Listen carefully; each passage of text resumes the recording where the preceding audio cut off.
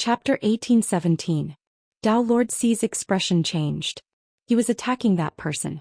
In the invisible void, flames burned and swept across the sky, illuminating the darkness of the eternal kingdom. A blazing sun rose into the sky, scorching the earth. Yang Kong left the astral source universe and Lu Yin did the same.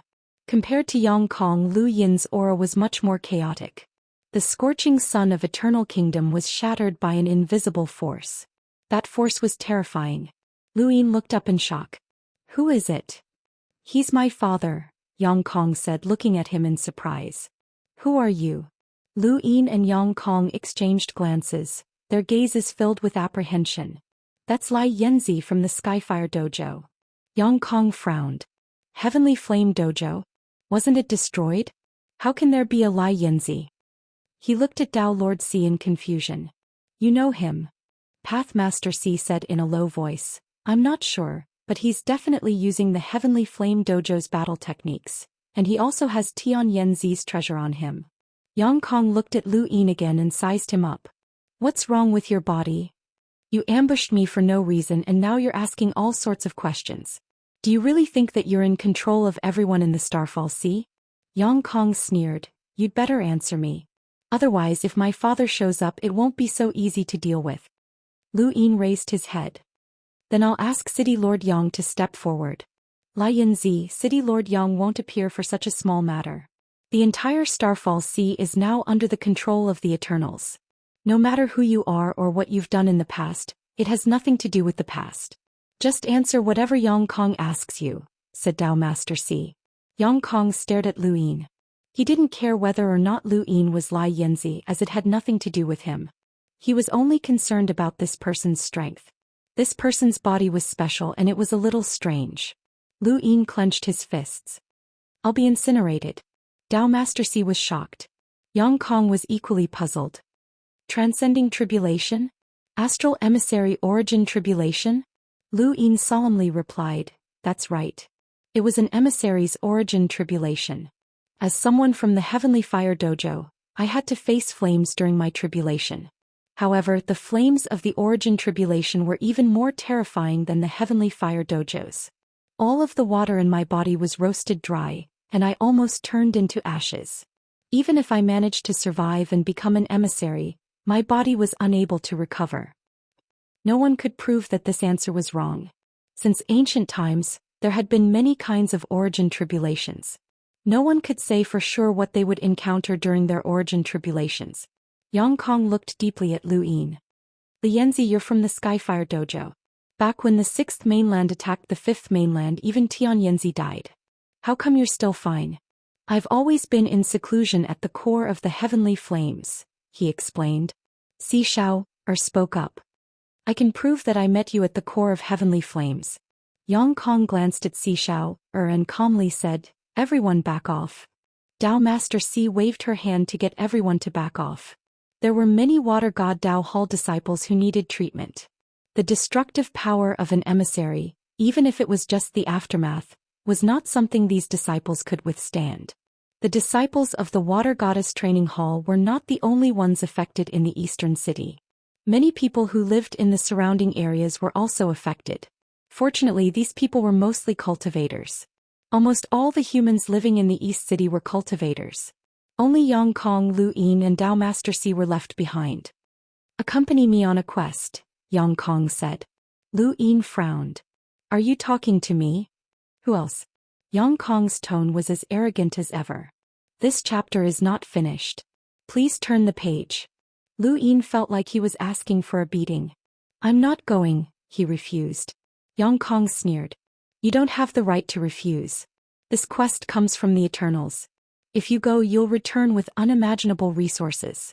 If you don't go, I'll have to use some methods to ask Dao Master C." She didn't want to go either, but she agreed in the end. Lu Yin looked at Dao Master C. Dao Master C was helpless. "I lost. I admit defeat." "So you don't have to go as long as you win?" Lu Yin asked. Yang Kong looked up. "You can't beat me. Why should I?" Lu Yin was annoyed. "Based on that test, I can say with certainty that you can't beat me," Yang Kong said proudly. Lu Yin raised a hand and flames ignited on his palm, transforming it into a sword. Try it. Yang Kong shook his head. I'm only letting you accompany me on this quest because I think highly of you. What's the point of being stubborn? Isn't the point of cultivation to become stronger and live longer? As long as you succeed, you'll receive resources from the Eternals that will allow you to cultivate to a power level of 1,000,000. Lu Yin was stunned. A power level of 1,000,000? Resources? Yang Kong clasped his hands behind his back. It's not just you, Dao Master C. Those who accompany me on this quest will also receive the same treatment. If they succeed and return alive, they'll receive endless resources from the Eternals in the future. As long as you have enough talent, you can even become a half-ancestor, let alone a power level of 1,000,000. Lu Yin lowered his hand and the flames dissipated. Dao Master C glanced at Yang Kong. She had also received this promise, but she had not been tempted by it. So what if she had endless resources? As long as she carried out this quest, she would definitely be standing against the humans, and she would only be able to work with those corpse kings in the future. So what if she could cultivate to a power level of 1,000,000? She had no choice but to go. Now it seemed that this Lai Yanzi had been tempted. She looked at Lu Yin with a cold and disdainful gaze. She had specifically investigated this Lai Yanzi. This person had once been quite talented and had even fought for the position of Dao Master, but he had still been defeated in the end. He had even used despicable methods during the competition and had almost been expelled from the Skyfire Dojo. This person had been blinded by greed and was truly a despicable person. Seeing that this person had been tempted by Yang Kong, it did seem to match the historical Lai Yanzi. Perhaps this person really was Lai Yanzi. My cultivation has reached a bottleneck and I lack resources. The Skyfire Dojo has been destroyed and I don't know where I can get more resources. Can you give them to me? Lu Yin asked as he looked expectantly at Yang Kong. Yang Kong's lips curled up. Of course. I'm talking about right now. I'll agree to accompany you on this quest, but you have to give me resources. Only then can I break through my cultivation so that I can accompany you on this quest, Lu Yin said. Yang Kong thought about it. Sure. What do you want? Lu Yin answered without hesitation, star essence. Yang Kong did not understand. You're an emissary. What do you need star essence for? Lu Yin helplessly explained, the battle technique I just used is called Skyfire Sunday. In theory it can release limitless heat and it can also be nurtured. However, it consumes too much astral source and if I'm not careful it might cause a backlash from the astral source universe. It's better to use star essence to nurture it.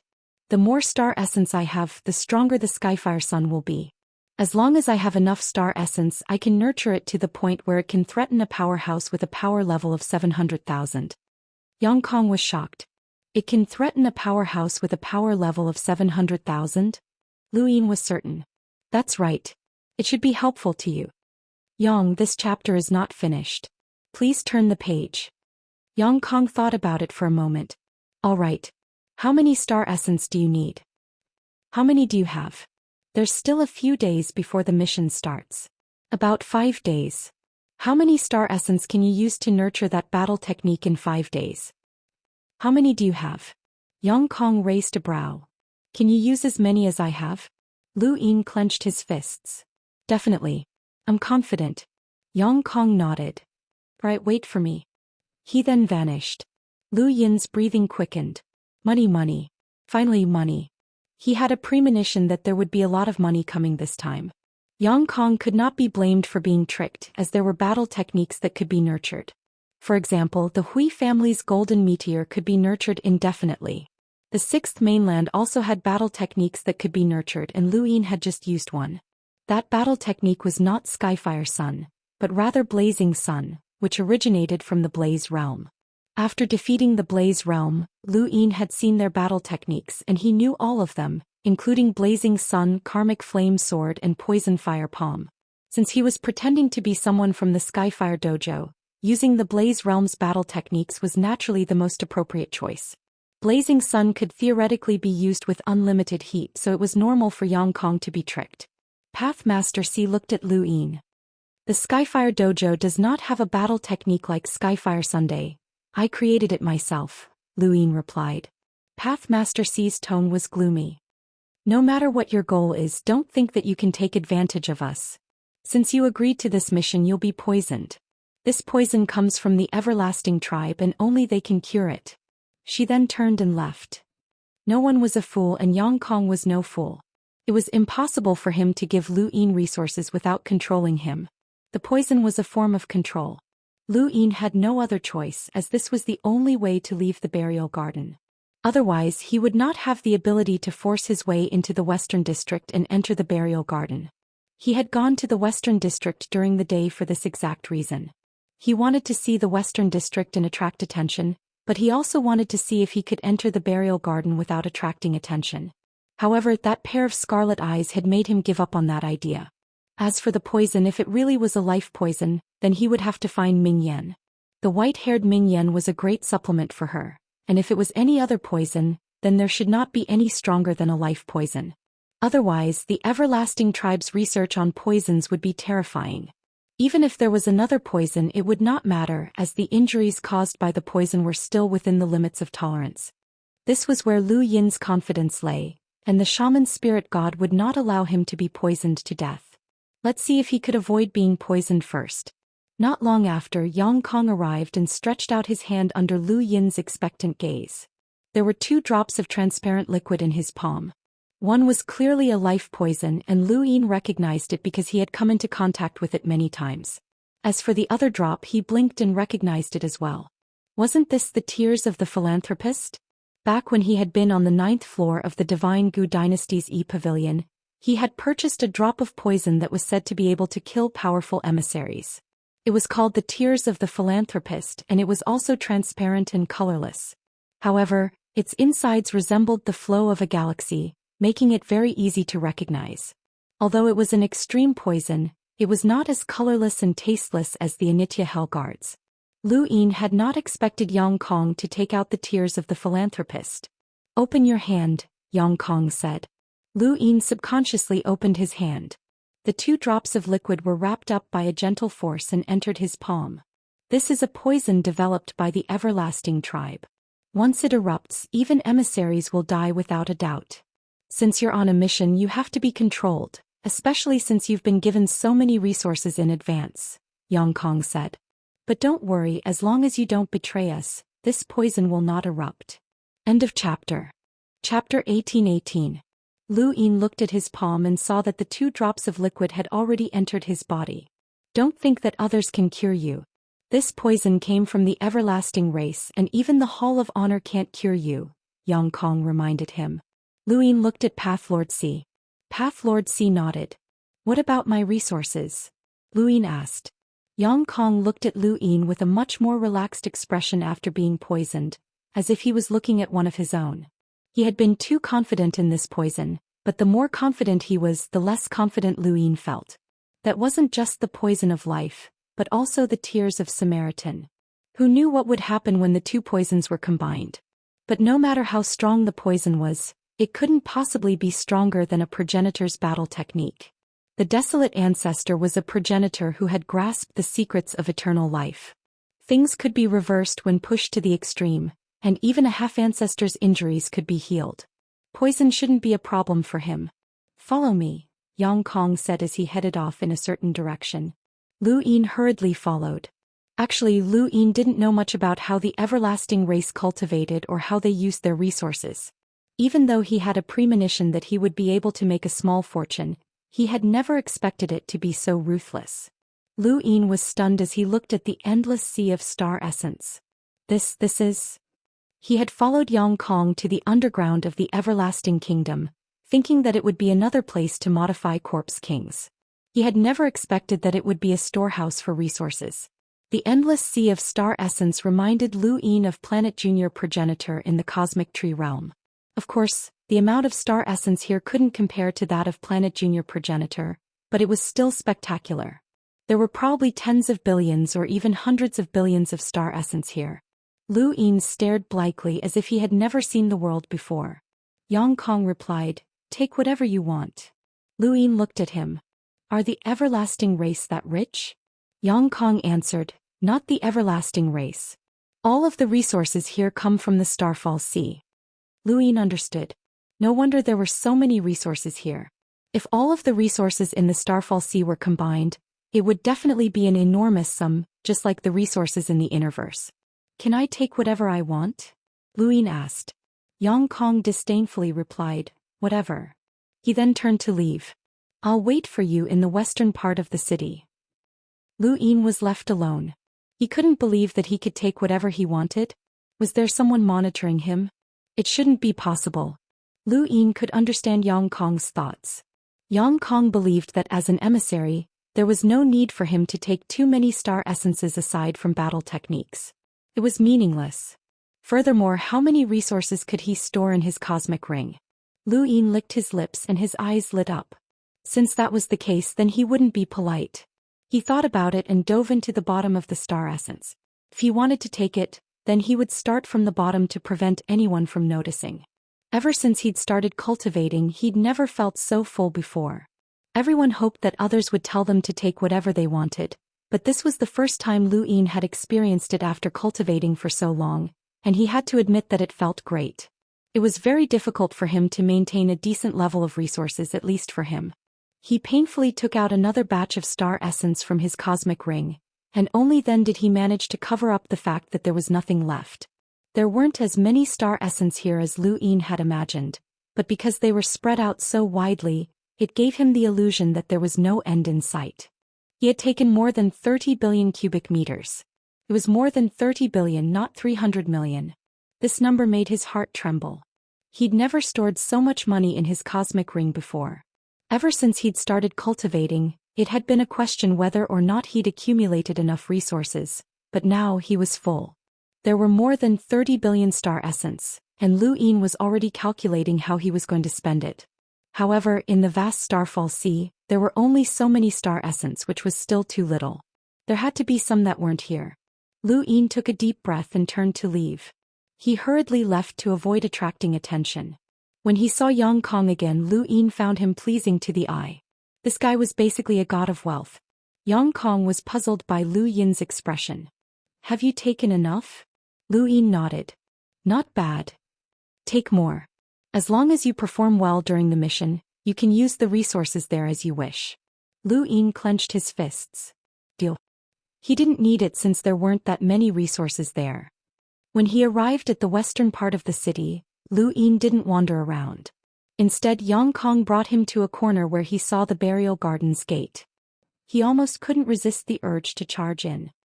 This is the Death Gate, which is also known as the Burial Garden's Gate in the human domain. Once you enter, you'll reach the burial garden. You should have heard of the burial garden before, Yang Kong calmly explained. Lu Yin grew serious. One of the 3 dark hands? The burial garden has already opened, and there are many opportunities and inheritances within. Our mission is to hunt down and kill those who have obtained these inheritances and steal them. If we can't, we'll destroy them, especially those with ancient bloodlines. Lu Yin was astonished. Ancient bloodlines? Yang Kong explained how he had been hunted down by the mummies. There are ancient bloodlines in the Starfall Sea as well, but they've all been cleaned up. The continuation of these ancient bloodlines can open up inheritances that are detrimental to the Eternals, so you have to kill them. Every time you kill an ancient bloodline, you'll be rewarded. When the Eternals rule the 5th mainland, you'll be able to rise to the top with these contributions. Path Master C had never mentioned what her mission was, and Si Xiao hadn't been able to find out. Only now did Lu Yin find out that it was to hunt down ancient bloodlines. The Eternals' Corpse Kings couldn't enter the burial garden, as it was a forbidden area that would result in certain death. Only humans could hunt down ancient bloodlines, and they were the Eternals' minions. Rule the 5th mainland? I heard that the 3 progenitors are guarding the 5th mainland. How can we get in? Lu Yin suddenly asked. Yang Kong answered, it has nothing to do with you. The Eternals will definitely rule the 5th mainland in the future, so your job is to complete your mission and kill as many ancient bloodlines as you can. Also, he then raised his head. If you meet a youth called Lu Yin in the burial garden, keep an eye on him. Lu Yin? Who's that? Lu Yin feigned confusion. Yang Kong coldly replied, it has nothing to do with you. Just keep an eye on him, but be careful not to be discovered. He's no weaker than any of you. Lu Yin was shocked. An emissary? No, but he's more terrifying than an ordinary emissary. Yang Kong was solemn and his eyes flashed with excitement. Lu Yin was serious. Alright, I'll keep an eye on him. Yang Kong snorted. An enlightened challenging an emissary among the Fifth Mainland's younger generation? I can do that as well. I'll definitely get back at him for the humiliation of my defeat. Lu Yin's eyes narrowed. Defeat. This guy was definitely not Kong. That's right, Lu Yin had never fought with this Yang Kong before, so he was definitely not Kong. Although he had already confirmed this, Lu Yin was now certain that this person was definitely not Kong. When he thought back to what Yang Kong had just said about the Eternals dominating the Fifth Mainland, Lu Yin thought of a very bad possibility. Clang. The sound of chains rang out, and Lu Yin turned around to see a group of people being dragged in by a corpse king. The corpse king's scarlet vertical eye met Lu Yin's gaze. It was filled with brutality and malevolence. Lu Yin watched as the chained people slowly approached. These people walked out of the burial garden and were captured by us. They can also be selected to enter the burial garden this time. Keep those who are useful, Yang Kong said coldly. Soon those people were brought to the front. Lu Yin stared at two of them in shock. One had disheveled hair, was dressed in green and had a fierce gaze. Was this Lulu Mavis? The other was Kulei. It was a small world. There were 16 people in total. Some were uneasy, some were calm, and some were angry. Pick a few and take them with you. Think of a way to get them to cooperate. If they don't cooperate, then kill them, Yang Kong said coldly. Lu Yin did not hesitate to take Lulu, Kulei, and Lulu away. He took a total of 4 people with him. There were only 4 days left before they entered the burial garden. Lu Yin did not return to Water God's training grounds as Pathmaster C did not like him. His identity was public, so there was no need for him to go there. The eastern part of the city was huge. Lu Yin casually found a place and left Kulei and the others to meet with Lulu alone. I won't help you, human traitor, Lulu said with disdain. Her gaze was fierce and she gritted her teeth. Lu Yin grinned. You're really unlucky to have come to the Starfall Sea. Lulu snorted, but she had no interest in talking. They probably don't know that you're from the Mavis family, Lu Yin said. Lulu's expression changed and she stared at him. What did you say? I said you're from the Mavis family, Lu Yin said slowly. Lulu was in disbelief. How did you know? When the Sixth Mainland had invaded, they had announced multiple times that they would capture Mavis family members alive. The Mavis family was very special in both the Fifth and Sixth Mainlands. If Yang Kong knew that Lulu was from the Mavis family, he would not have given her to Lu Yin so easily. Lu Yin walked over to Lulu. There was no water on his body and he looked like a desiccated corpse. He looked sinister and disgusting. Lulu subconsciously backed away, her eyes flickering with vigilance as she stared at him. Who are you? We had a deal. You lent me money and I helped you get something from Astral 10. Do you still remember? Lulu, Lu Yin said slowly. Lulu's eyes widened and her mouth fell open in disbelief. Lu Yin? Lu Yin smiled and opened his arms. Long time no see, Lulu. Come give me a hug. Lulu cried out in shock. Lu Yin's current appearance was truly frightening, and her hair stood on end. You're really Lu Yin? I'm the real deal. Lu Yin smiled. Scaring this brat was quite interesting. Lulu shook her head and pouted. I don't believe you. How can you be Lu Yin? I am. Who else would know about our deal? Actually, you still haven't told me what you want from Astral 10. Lulu was conflicted. You're really Lu Yin? Definitely. Then tell me, have you returned the money you lent me? Yes. No, you haven't. Lulu shouted. Lu Yin rolled his eyes. You're still a core member of the Mavis family. It's not good to go back on my word. I already said that I'll let you roam freely in the Great U Empire and search for the Undying Manual. That's why you went to Earth. Are you going back on your word? Chapter 1819. You're really Lu Yin? Lulu was delighted to hear this. Are you sure? She jumped up and hugged him tightly. You're really Lu Yin. That's great. It's really you, Lu Yin.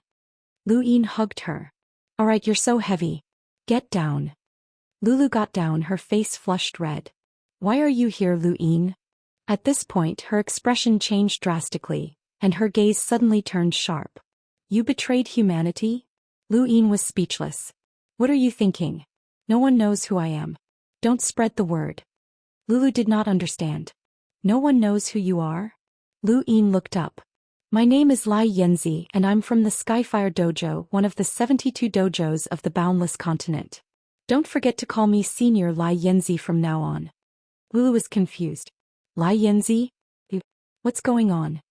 Lu Yin coughed. Why are you asking so many questions? Just don't call me that. If my identity is exposed, neither of us will be able to escape. Lulu suddenly understood and she pointed at Lu Yin. You're also one of the unlucky bastards who walked through the burial garden's gate? Lu Yin rolled his eyes. I did it on purpose. It's risky and exciting, got it? You're just an unlucky bastard like us, but you weren't caught, Lulu said firmly. Lu Yin pursed his lips. Alright, cut the crap and keep it a secret. Don't implicate me. Lulu nodded diligently. We'll return through the burial garden's gate in 4 days. Just pretend to lead the way, Lu Yin said. He did not ask her what she had experienced in the burial garden. Lulu pouted. Do you think that guy is stupid? He'll definitely control us. I know it's poison. I've already been poisoned. Lulu's expression changed. Then you're finished. No one can cure the everlasting poison. You're finished, Lu Yin. Lu Yin knocked her on the head. Who says I'm finished? I have a way to cure it. It might not be reliable, but there's hope. What about you? What do you plan to do? Do you want to risk being poisoned with me or wait to be slaughtered? You might expose your identity as a Mavis, but that guy might not kill you. Lulu did not hesitate. I want to be poisoned too. Aren't you afraid of being poisoned? Didn't you say you have a way? Not necessarily. There's nothing we can do about it. It's better than dying now. It's always better to fight. To Lulu, Lu Yin's appearance was like a ray of hope. Just like how all of the students from Astral 10 had gone on adventures in the Chaos Flow Zone and the Starfall Sea. Even if they were about to be poisoned or even die, Lulu would still be happy. Ku Lei's feelings at this moment were completely opposite to Lulu's. You recognized me? This was the first thing Lu Yin said to Ku Lei when they met alone. Ku Lei's eyes flashed. Who are you? I don't know him. Lu Yin solemnly replied. The moment you saw me outside Burial Garden, your gaze changed. You can't hide it from me and you can continue to hide it. But aside from me, no one else can take you out of this place. Your only fate is death or betraying humanity. However, the second option no longer exists and you no longer have the chance to betray humanity. I will kill you right here and now. Ku Lei narrowed his eyes. A cold light flashed in the depths of his eyes, but he didn't say anything. Lu Yin met his gaze. You still don't want to admit it? Looks like you're determined to die. Fine, I'll fulfill your wish. He then raised his hand and struck out with a palm.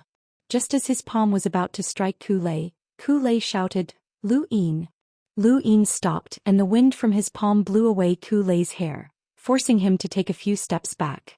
You really did recognize me. Ku Lei's eyes flashed. He knew that Lu Yin was testing him, but based on his understanding of Lu Yin, this person really could kill him. This person was both a cultivator and a ruler. He only had one life and Ku Lei couldn't afford to gamble. How did you recognize me? Lu Yin asked. He was truly curious. Even the emissaries couldn't see his true face and even Lulu, a former classmate of his, couldn't recognize him. However, Ku Lei had recognized him, even though they hadn't met often. Ku Lei's voice was low as he replied, You've cultivated a battle technique from your ancestor. If I'm not wrong, it should be the legendary, when things reach an extreme they will move in the opposite direction. Lu Yin's eyes widened as he recalled that the Ku family was a descendant of ancestor Ku. You can recognize, when things reach an extreme they will move in the opposite direction? Does the Ku family have this battle technique as well? Lu Yin was surprised. Ku Lei shook his head and looked at Lu Yin enviously. My Ku family doesn't have it, or else we wouldn't have fallen to the point where we don't even have the authority to deal with a single child. He was referring to Ku Wei. Back when the Ku family had wanted to punish Ku Wei, Lu Yin had used his status as a lockbreaker to forcefully bring Ku Wei out. According to you, if the Ku family cultivates when things reach an extreme, they won't even give face to the lockbreaker society? Lu Yin mocked. Ku Lei replied, Although you've cultivated, when things reach an extreme, they will move in the opposite direction. But you shouldn't understand this battle technique. Lu Yin, let's make a deal. If you hand, when things reach an extreme, my Ku family will give you all of our resources. Whatever you want, as long as we have it, we'll give it to you. Lu Yin was amused. You think you can represent the Ku family? Ku Wei replied seriously, yes, as long as you return this battle technique to us. Lu Yin raised a hand to stop Ku Lei. Return? That's not the right word. I didn't take anything from you and I learned this battle technique by chance. At most, it can be considered Ancestor Ku's inheritance and it has nothing to do with your Ku family. Ku Lei replied, no matter what, Ancestor Ku is my Ku family's ancestor, so it's only right that he should return his battle technique to us. Then it's only right that I kill you now. Who gave you the courage to argue with me? Lu Yin coldly retorted. Ku Lei was speechless. He fell silent for a moment before saying, let's make a deal, Lu Yin. You won't lose out in this deal. You've already learned, when things reach an extreme they will move in the opposite direction. You can teach it to my Ku family in exchange for all of our resources. Don't you want star essence? My Ku family has plenty of them. Lu Yin replied, let's not talk about this for now. You just said that I don't understand this battle technique and that if I cultivate it, your Ku family won't even give face to the Lockbreaker Society. Then tell me how powerful, when things reach an extreme they will move in the opposite direction, is. Ku Lei frowned. What, you're not willing to tell me? Then the deal is off. I need to know the value of this battle technique that I've learned. Don't try to brush me off. Back then your Ku family didn't just give face to the Lockbreaker Society, but also President Xiaoming. Xiaoming is an origin array heavenly master, and his status is comparable to a half-ancestor's. When things reach an extreme they will move in the opposite direction, but your Ku family doesn't even need to give face to a half-ancestor. The Xia family once produced Ancestor Qin, Lu Yin said slowly, his tone filled with disdain. Ku Lei had a strong ego and he sneered when he heard Lu Yin's words. So what if he's Ancestor Qin? Ancestor Ku and the Xia family's Ancestor Qin are both members of the 9 mountains and 8 seas, and their statuses are equal. Ancestor Qin's 9 clones are invincible, but Ancestor Ku isn't any weaker. The force of time. This was the first time Lu Yin had heard of such a thing. He remembered that back in the astral tree realm, someone had once said that the more powerful a progenitor was, the more they would be blocked in the outer regions. Ancestor Ku's spirit void temple was close to the top realm, so it shouldn't be very powerful. However, Ku Lei had said that it was one of the 9 mountains and 8 seas. Lu Yin had once thought that the 9 mountains and 8 seas were just a cover left behind by Ancestor Hui to trick the Eternals and the 6th mainland. However, when he had been in the Daoist sect's ruins, he had indeed entered the 9 mountains and 8 seas, and he had even heard of their inheritance. Was Ancestor Ku one of their inheritors? If that was the case, then Ancestor Ku was not weak. What's the force of time? Lu Yin asked. Ku Lei hesitated for a moment but he still answered, I'm not sure about the specifics, but there's one thing that my Ku family is certain of. During the Daoist sect's era, Ancestor Ku's status was not any lower than Ancestor Chen's. If Ancestor Ku's inheritance had been preserved, then the head of the 7 courts might not have been the Xia family. Honestly, Lu Yin did not believe this, as Ancestor Chen had beaten the 6th mainland to the point that they dared not record him. His invincibility was not something that anyone could compare to. However, if Ancestor Ku really had the force of time, then it would be hard to say. Ancestor Ku, Ancestor Chen, the symbol ancestor, and so on. There were so many absolute powerhouses, yet the 5th mainland had actually been defeated by the 6th mainland. Brother Lu, my Ku family sincerely wishes to make this deal with you, Ku Lei said as he looked at Lu Yin with an expectant gaze. Lu Yin did not agree but he did not refuse either. The Wen family had been left hanging by a thread and now he wanted to leave the Ku family hanging. If he wanted to leave the Ku family hanging, then he had to let them know that Ku Lei could not die and that he had to return. Put aside the battle techniques for now. If you can't even return, then there's no point in having battle techniques, Lu Yin said. Only then did Ku Lei remember that this was the Starfall Sea, and his life was still in the hands of the Eternals. He no longer had the time to think about how things could develop in the opposite direction when they reached an extreme. There were only 2 outcomes for those who had entered through the Burial Gardens gate. They could either cooperate or die. In the end, Ku Lei could only choose to cooperate. However, Lu Yin did not mention anything about the antidote as Ku Lei knew that he would definitely die. He only wanted to spread the news that things could develop in the opposite direction when they reached an extreme. As for whether or not this would expose Yang Kong and the others, Lu Yin did not care. Yang Kong and the others' lives had nothing to do with him. He did not expect to rely on Yang Kong to obtain the antidote. The other two had also chosen to cooperate with him because they were afraid of dying. There were only 2 more days before they would enter the burial garden. The day before they entered the burial garden's gate, Lu Yin received a notification from Yang Kong that everyone who had left through the burial garden's gate would be dealt with. Lu Yin was stunned. Dealt with? What do you mean? Yang Kong replied, we don't need these people. But they were willing to be controlled by the poison. It took me a lot of effort to convince them, Lu Yin said. That's why we don't need them. These people will easily expose us. Deal with them. This is father's order. Yang Kong then ended the call. Lu Yin felt that this might not have been an order from City Lord Yang, but rather from the Eternals. They were being too cautious. The Fifth Mainland had developed the Neo-Human Alliance, and the Astral Tree Society had developed the Redbacks. The Eternals were very good at hiding and they had done a good job. Ku Lei planned to inform the Ku family that things could develop in the opposite direction when they reached an extreme, as well as that they were going to hunt down the ancients. Besides Ku Lei, there might be others with similar intentions. If Lu Yin was in Eternals, he would do the same. He would rather kill the wrong person than let them go. Chapter 1820. Lu Yin had no choice but to deal with the two who were willing to join the Eternals in order to hunt down the ancients. He had confirmed that they were truly willing to join the Eternals, and he didn't care about dealing with such people. He then went to find Ku Lei and Lulu. What's this? Lulu cried out in surprise as she looked at the half-meter-tall Mount Supreme. It looked like a model of a mountain. There's no other way. If you don't enter, you won't be able to return. Lu Yin shrugged and then smiled. But the good news is that you won't be poisoned. Ku Lei raised his brows. Why didn't you say that from the start? Lulu looked at Lu Yin as well. That's right. Wouldn't we have been able to return if we had been sucked in from the start? Lu Yin coughed. Don't worry about the details. You'll be able to return safely once you enter, but... He paused, and under the two's puzzled gazes he continued. Activating Mount Supreme requires a huge amount of resources. You know that. Ku Lei didn't understand. Lulu snorted. How much do you need? Lu Yin looked at her fervently. A lot. How much is a lot? How much do you have? Lulu went on guard. What do you mean? You want to activate this thing based on how much resources I have?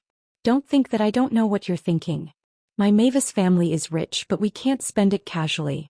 Lu Yin placed a hand on her shoulder and solemnly said, I saved your life.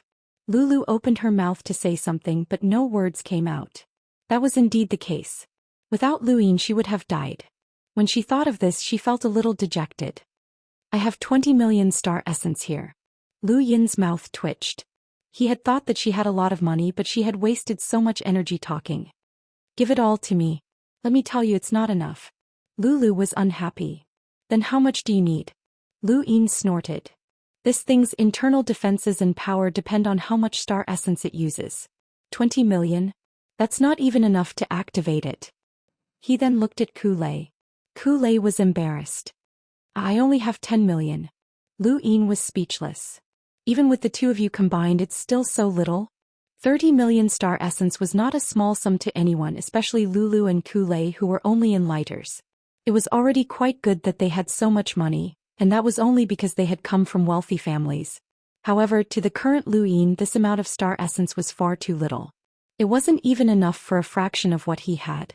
He exaggeratedly claimed that he had more than 30 billion star essence. However, he didn't tell the two of them because he didn't want to scare them. He was in a hurry to leave. Right, let me remind you that there are other people in Mount Supreme as well. Get along well with each other and don't cause any conflicts. Otherwise, you'll be the ones to suffer, Lu Yin said, and threw Lulu and Ku Lei into Mount Supreme. There were a total of 5 people in Mount Supreme. Long Shi Wen, First Scholar, Prince Gui Qian, Yun Tingting and Lu Hao. To put it bluntly, these people were all stronger than Lulu and Ku Lei. Mount Supreme didn't look big, but once you entered you would know how big it was. They all knew that this was the mountain from the Sovereign Tournament. Lu Yin threw Lulu not too far away from Yun Tingting. Yun Tingting had a peaceful personality and wouldn't do anything to Lulu.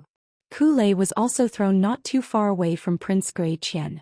Ku Lei looked around at the gloomy surroundings and felt a little cold. Who are you? A low and furtive voice sounded out. It was Prince Gui Qian. Ku-lei frowned and looked around but couldn't find anyone. He snorted and opened his hand, causing lightning to sweep out in all directions. Who are you? Show yourself. The lightning was powerful and exploded in all directions, but it was immediately extinguished by the aura of death. Ku-lei was shocked. Aura of death? Someone from the Spectre clan? Prince Zhou Xian opened his golden eyes and appeared in front of Ku-lei. His eyes met Ku-lei's and Ku-lei's mind buzzed as an uncontrollable fear descended upon him. Ku-lei was very strong and as the successor of the Seven Courts Ku family he was about the same level as the 10 arbiters. Even though he had lost to many people he was facing Prince Zhou Xian, who had broken through to the lower realm and was an expert whose realm surpassed Ku-lei's. Prince Zhou Xian was about as strong as Long Shi and Nong Sanyang, and he was even stronger than the 10 arbiters let alone Ku-lei. Ku-lei was suppressed by the golden eyes, and he tried to use his 9-lined battle force to break free. However, he was suppressed by the aura of death and could not retaliate. Who are you? Prince Zhou Xian asked. Although he had suppressed Ku-lei, he had not been too ruthless. Being able to enter Mount Supreme meant that this person was someone that Lu Yin cared about, so Prince Zhou Xian did not dare to do anything. Ku-lei gritted his teeth and did not dare to meet Prince Zhou Xian's golden eyes. Beads of sweat dripped down his forehead as he panted heavily. Lu Yin put away Mount Supreme as he was not worried about Ku-lei's safety. Prince Zhou Xian would not dare to do anything so he could use this opportunity to suppress Ku-lei. This guy was sometimes too arrogant and ruthless and Lu Yin could have just killed him. However, this guy was still useful and he could use Ku-lei's mouth to let the Ku family know that when things reached an extreme, they would only move in the opposite direction. Furthermore, Ku-lei was unwilling to betray the human race, which was a bottom line that Lu Yin appreciated. The next day, Lu Yin arrived at the Western region's burial garden as promised. Aside from him, Pathmaster C and a few other enlighters were also present. These people were all experts that were infinitely close to becoming emissaries, and they were more than enough to hunt down someone with an ancient bloodline. It didn't take long for Yang Kong to arrive and distribute the Cloud Connection stones. Lu Yin looked at the Cloud Connection stone in his hand. This was a communication tool from the Cosmic Tree realm, and he was surprised to find one here as well. This is a Cloud Connection stone, and you can use it to communicate within the burial garden. Gadgets cannot be used in the burial garden, Yang Kong said and explained how to use it. Lu Yin followed suit and pretended that this was his first time using it. Yang Kong quickly led the group into the burial garden. Even if 2 people were holding hands, they would end up in a random place after entering the burial garden. This time, Lu Yin appeared in a wasteland and the moment he appeared he happened to be face to face with someone less than a meter away. That person stared at Lu Yin blankly and blinked. Hello. Lu Yin looked at this person and saw that it was a young man. No, this person only looked young but his eyes were cloudy so he should not be young. Flo, Lu Yin said. The person in front of him looked at Lu Yin with vigilance and a trace of fear in his eyes. Lu Yin's image was just too terrifying. Well, goodbye. He then rushed off in a certain direction without even looking back. He even used a battle technique to distort the void. He was very decisive. Lu Yin smiled and disappeared, reappearing in front of the person in the next moment. They were less than a meter away from each other again. The person stopped with great difficulty but if he hadn't he would have bumped into Lu Yin. When he saw Lu Yin appear his expression turned ugly and his voice was hoarse. He subconsciously gripped his weapon and stared at Lu Yin. You are? A mummy? Lu Yin looked around. Where is this? The person gulped. I don't know, I'm just passing by.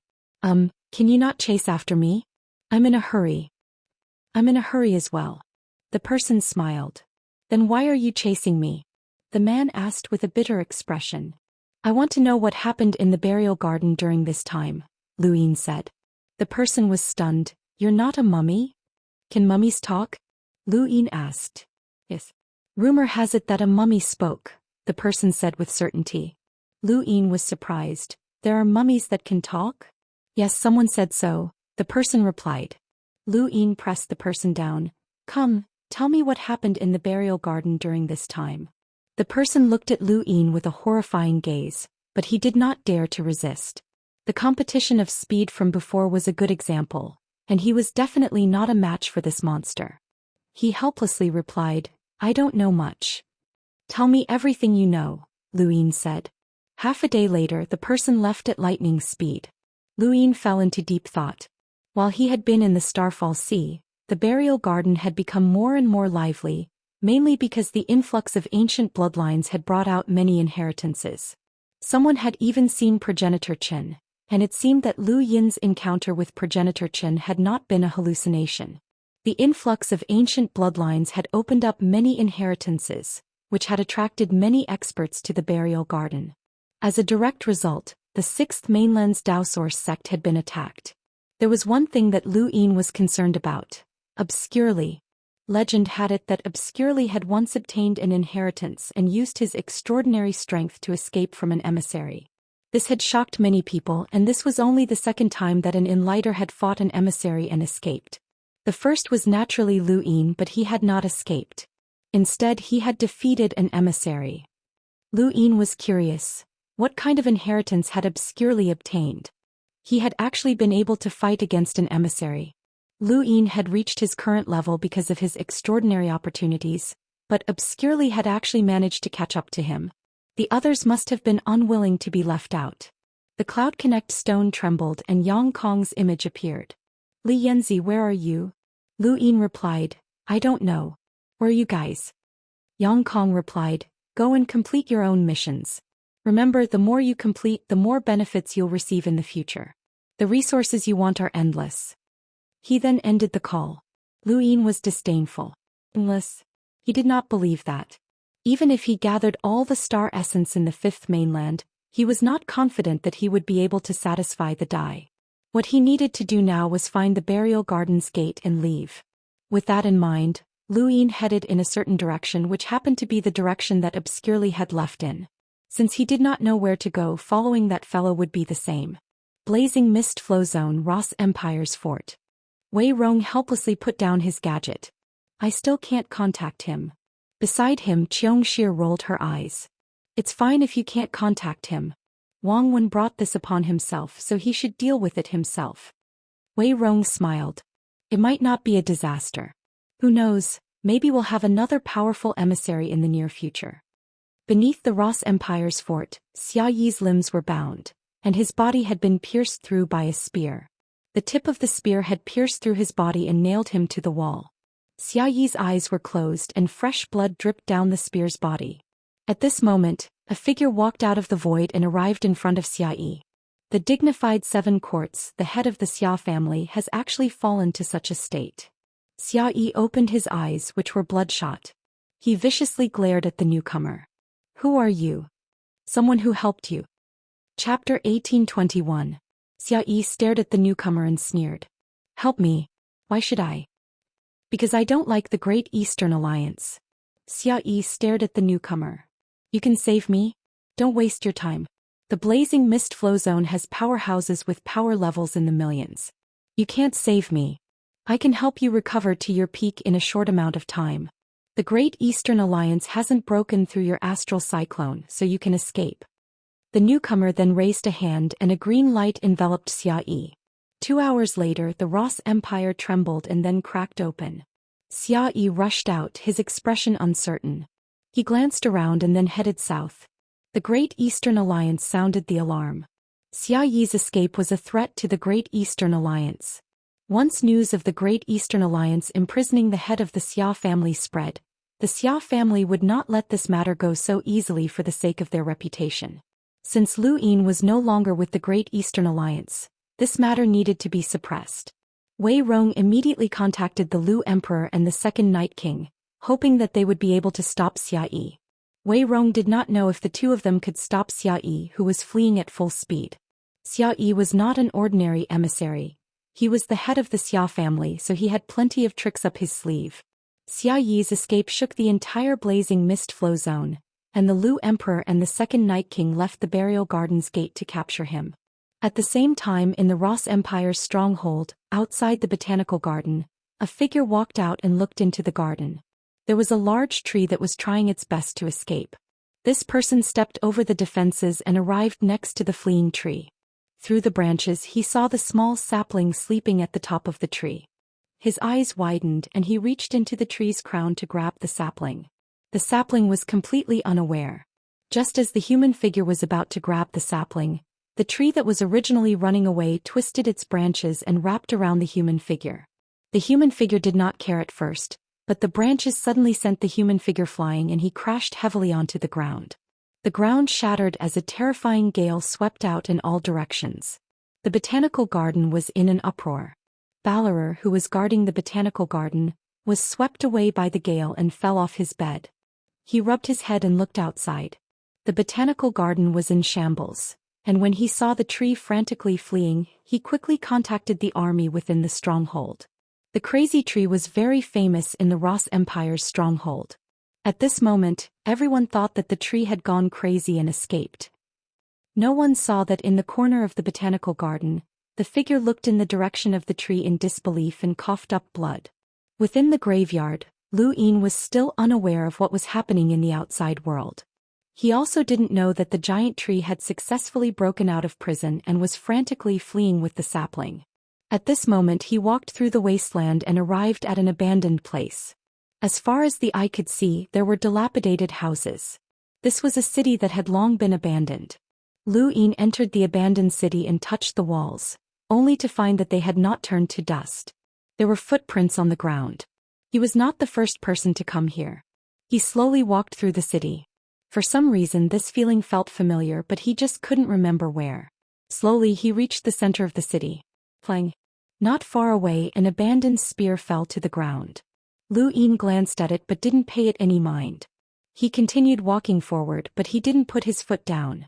Instead he slowly turned his head and looked at the spear once more. The body of the spear was full of bumps and hollows. With a single glance one could tell that it had existed for a very long time. But what was strange was that there were no signs of corrosion. Those bumps and hollows were not corrosion. Rather, it was as if the spear had fallen off naturally. This strange phenomenon reminded Lu Yin of when he had first seen the runic rune civilization. There had also been a long sword there that had been bumpy due to the passage of time, but it had not rusted or corroded. That was because the runes had fallen off after such a long period of time.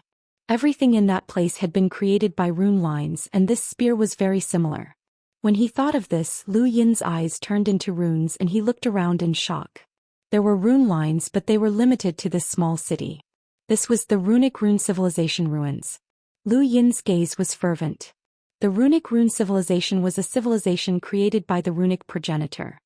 He had cultivated the true scripture of Ian Flow, which had brought him many benefits and even saved his life. He wanted to continue cultivating the true scripture of Ian Flow, but he had reached a bottleneck. The only way to break through this bottleneck was to go to the home of the gods. Back then, the Z family of the Amethyst Trading Company had been ordered by the home of the gods to search for the runic rune civilization ruins in the Outerverse. They had found 4 and all of them had been taken to the Neoverse. Only the runic rune civilization ruins could allow him to break through with the true scripture of Ian Flow. Going to the home of the gods had been part of his plan, but Lu Yin had never thought that there would be a runic rune civilization ruins here. In the entire small city, the place with the most rune lines was in the southeast corner. Lu Yin slowly approached it, and it didn't take long for him to see a statue of a man with an ordinary appearance. There was nothing special about it, but the moment he saw it, the runes in Lu Yin's eyes involuntarily jumped, as if they were being drawn by something. There was a large group of people kneeling in front of the statue. They were also statues and they seemed to be praying. Lu Yin was not unfamiliar with this scene, as he had seen many people praying in the runic rune civilization ruins. Those people had turned into skeletons, but they had still maintained their praying posture. However, the statue that had been there back then had only been half of its body, while the statue in front of him was complete. Lu Yin approached it step by step, afraid that if he used too much force, the statue and the praying people would turn to dust. The closer he got to the statue, the more indistinct it became. It was as if the person depicted in the statue was covered by a veil, and what he saw was not the person's appearance but runes. Lu Yin's gaze swept across the kneeling and praying statues.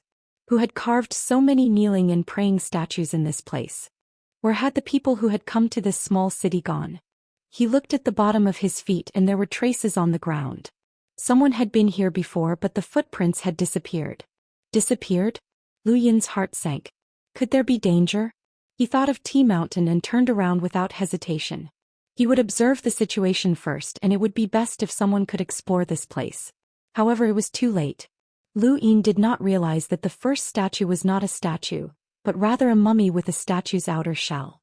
The moment Lu Yin turned around, the mummy moved and appeared in front of him without a trace. Lu Yin watched in horror as the mummy reached out to grab him. Lu Yin's pupils shrank and he immediately took out the blood-red bell. He could only use his strongest technique against a mummy that he did not know anything about. However, the blood-red bell did not even have a chance to ring. His shoulder was grabbed by the mummy and the world spun around him. By the time he could see his surroundings clearly, he could no longer move. Lu Yin's eyes darted around and he wanted to move, but he could not. He looked in front of him and saw many kneeling and praying statues. Based on their positions, he understood that he had become one of the worshipping statues, and a statue's outer shell had formed around his body. These worshipping statues weren't made, they were people. It was no wonder that the footprints had disappeared at the previous location. Everyone who had come here had become a statue that would forever worship the statue of the rune progenitor. As for the blood-red bell fell to its original position. This place was no different from Tea Mountain. One treated people like camellias while the other treated people like statues. He could dodge the first, but he could not dodge the second. Lu Yin wanted to move again, but he could not. His pupils turned into runes and he looked around himself. The statue's outer shell was formed from rune lines, and he could not weaken it no matter how hard he tried. The mummy was clearly a top expert from the rune technology company, and his rune lines were not something that Lu Yin could weaken.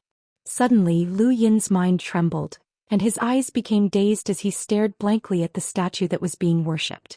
In that instant, he seemed to be able to see the statue's face clearly, and he saw a strange scene where rune lines surged. He saw the next realm of the true scripture of Xianxia, the knowing realm. During the sovereign tournament, someone had already reached the knowing realm of the true scripture of Xianxia, but Lu Yin still had no clue who it was. The true scripture of Xianxia was not like other techniques that could be comprehended by oneself. This was a completely different civilization that had been created by the rune progenitor, a legendary civilization that was not recognized by history.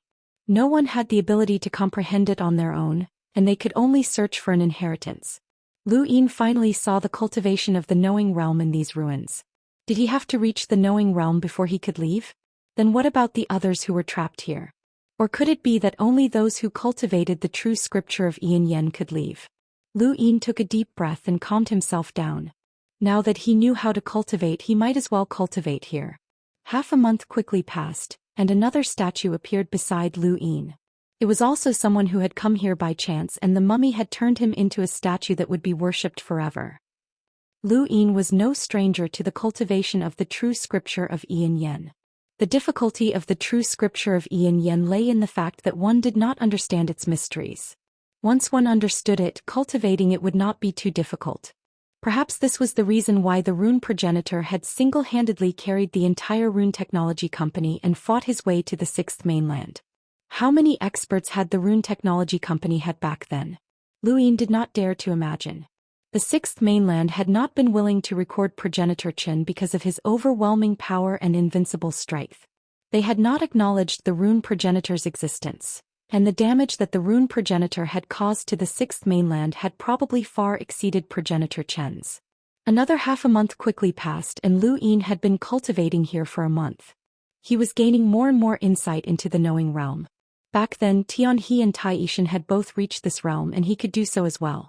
2 more statues were added to the group around him. 10 days passed and then another 10 days passed. On this day, a man arrived and slowly approached the statue. From Lu Yin's perspective, he could see where he had been standing and the blood-red bell. He could also see a little further away.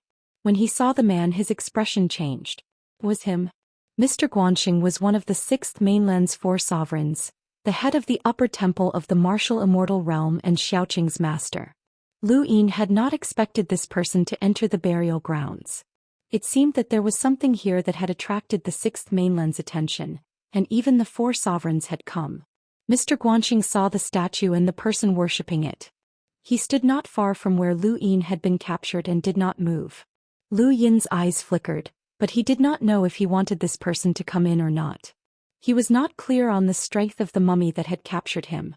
If the mummy was not Mr. Guanxing's match, then they might be able to be saved, but that would not be good for Lu Yin. Chapter 1822. He knew about the cultivation of the knowing realm, but he did not know what the next level was. Perhaps there was one here, and if Mr. Guanxing destroyed it, it would ruin his opportunity.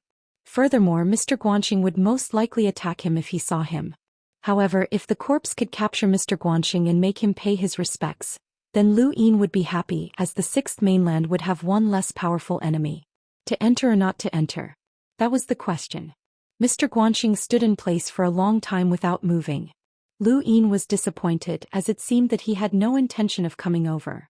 At that moment, a gust of wind blew past, stirring up the dust on the ground and revealing the blood-red bell that Lu Yin had dropped. Mr. Guanxing saw it and his eyes widened as he walked over. Lu Yin blinked and grew anxious. This guy wouldn't take my blood-red bell away, right? That was a life-saving treasure and a symbol of status. The more he thought about it, the more anxious he became, but there was nothing he could do. Mr. Guanxing walked over to the blood-red bell, bent down and picked it up.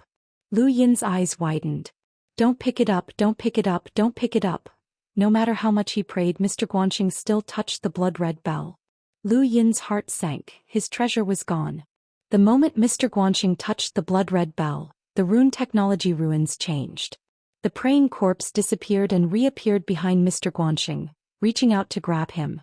Mr. Guanxing's eyes trembled. The astral source in his hand transformed into a sword, and a martial imprint appeared on the tip of the sword. A terrifying aura shook the world, and the might of the celestial imprint was displayed in this burial garden. The tombkeeper was only a half-step ancestor, and Mr. Guanxing knew that there should not be any powerhouses in this burial garden that could threaten him. However, as the tip of the sword continued to disappear, Mr. Guanxing was overwhelmed with shock and disbelief. His full-powered attack had been reduced to nothingness less than 10 centimeters away from the corpse. It had truly been reduced to nothingness, as if it had been erased. He could not understand this.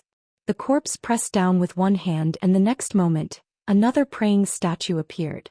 The blood-red bell fell to the ground once more, ringing softly. Lu Yin had been watching the entire time, and Mr. Guanxing had not even been able to retaliate against that corpse. If Lu Yin's guess was correct, then that corpse was definitely an absolute expert at the level of a half-step ancestor. Furthermore, because it had cultivated the true scripture of Aeon evolution, its strength was unfathomable, and it was almost invincible within the rune technology ruins. Lu Yin heaved a sigh of relief, but at the same time he felt a little apprehensive. He wouldn't be trapped here forever, would he? Whatever, he'd just have to reach the knowing denial realm first. Another month passed and Lu Yin had been trapped here for more than 2 months. On this day he opened his eyes. The runes in his pupils were constantly changing with ecstasy. He had finally cultivated to the knowing and denying realm. Knowing or not, he knew how to negate the influence of certain things on the universe. Just like in the Supreme Tournament when Qing He fought Fan Shun, he didn't even dodge. He allowed Fan Shun's attack to descend without suffering any damage. It wasn't that his battle prowess surpassed Fan Shun's in all aspects, but because he was in the knowing or not realm, he negated the influence of Fan Shun's attack on the Earth. If the Earth wasn't affected, the power of the attack had to be extremely small. How could an attack that couldn't even harm the Earth hurt him? This was the knowing denial state. If one didn't cultivate the Aeon evolution true scripture, they would never be able to understand what knowing or not was, and they would never be able to comprehend the mysteries of runic technology. Lu Yin believed that Master Guanxing's sword had been erased by the corpse, but he couldn't figure it out. A normal person wouldn't be able to figure it out. A person's attack could be blocked and broken, but how could it mysteriously disappear? Only the Aeon evolution true scripture could. The moment Lu Yin cultivated the Aeon evolution true scripture to the knowing and denying realm, he also learned about the next realm of the Aeon evolution true scripture. Limitless. This was an even more mysterious realm, and even with Lu Yin's current understanding of the Aeon evolution true scripture, he still couldn't fully understand what limitless was. Still, if he didn't care about time, he was sure that he could cultivate to the limitless realm, but he didn't have the time. Going from the knowing and denying realms to the limitless realm was a huge leap that would take a very long time. He didn't want to waste any time here. As he thought about it, Lu Yin tried to use the Aeon evolution true scripture's ability to erase the statue that was holding him in place and escape. An hour later, Lu Yin's face was pale, but because of the extreme, his complexion couldn't be seen. He couldn't escape, and even the knowing and denying realm couldn't escape. Did he have to cultivate to the limitless realm before he could escape? Or perhaps he had to reach a higher realm? Lu Yin's heart was heavy and he kept trying, but even with the knowing and denying true scripture, he couldn't shake the statue that was holding him in place. His idea of using the Aeon Evolution true scripture to escape had been destroyed, and his other methods were even less likely to succeed. Even Mr. Guanxing, who was a celestial imprint, had been trapped. Unless he was a half-ancestor, there was no way he could escape from these ruins. Lu Yin felt bitter as he didn't want to be trapped in this place. Even if he cultivated the Aeon Evolution true scripture to the peak, so what? Too much time had passed and the Great Eastern Alliance might even be gone. Suddenly he thought of the primogenitor's scripture. Whenever he encountered something strange, reciting the primogenitor's scripture would be the correct answer. Reciting the primogenitor's scripture would be of great help to his cultivation of the serious technique. But what about his Aeon Evolution true scripture? Lu Yin silently recited the primogenitor's scripture, and at the same time he tried to use the knowing and denying true scripture's ability to escape the statue's restraints. As he recited the primogenitor's scripture, Lu Yin's praying statue started to tremble. Soon all of the praying statues in the ruins started to shake, and in the end even the statue of the rune progenitor that was being prayed to shook. Lu Yin was delighted. It was effective and he continued to recite. Even though he was just silently reciting the scripture, a faint sound appeared in the sky above the rune technology's ruins, as if it was an ancient voice. In a corner of the burial grounds, a pair of eyes opened. The gaze was sometimes confused and sometimes clear. It looked in the direction of the rune technology's ruins and let out an earth-shattering roar. The roar traveled through the void and descended upon the rune technology's ruins. The praying corpse opened its eyes and waved its hand, causing the roar to dissipate. The next moment, it faced Lu Yin and waved its hand again. The statue around Lu Yin's body shattered, and his body was swept out of the rune technology's ruins by a wave of energy. The moment Lu Yin was thrown out, he used the secret art to grab the blood-red bell. His body slammed heavily into the ground and his bones almost broke. He looked up at the rune technology's ruins not too far away and laughed. He was out. The primogenitor's scripture was indeed useful, and it had allowed him to escape. He put away the blood-red bell and panted heavily, but the smile on his face did not fade. He had reached the knower realm with the true scripture of Aeon Evolution, and he now had a slight understanding of the next realm, the limitless realm. This slight understanding might allow him to successfully break through in the future. Lu Yin was filled with lingering fear, apprehension, and joy. He was about to leave, but just as he stood up, he suddenly felt that something was amiss. He was well aware of how strong his physical body was, and that corpse had clearly only thrown him out. Even if he had smashed into a pile of weapons, he would not have felt any pain. But what had he smashed into? His bones had almost broken. Lu Yin looked at the ground and saw something black poking out of the ground. It looked like a calf and he frowned. He raised a hand and pressed down with a palm, causing a strong gust of wind to crack the ground. He could clearly see what he had smashed into. It was a corpse. It was a corpse that had been buried a few meters deep, and there was nothing strange about it at first glance. If he had not smashed into the ground, Lu Yin would not have paid much attention to it even if he had discovered it with his domain. However, things were different now. Even with his powerful physical body, he had still felt pain when he had smashed into the corpse, and his bones had almost broken. This corpse, on the other hand, was completely unharmed.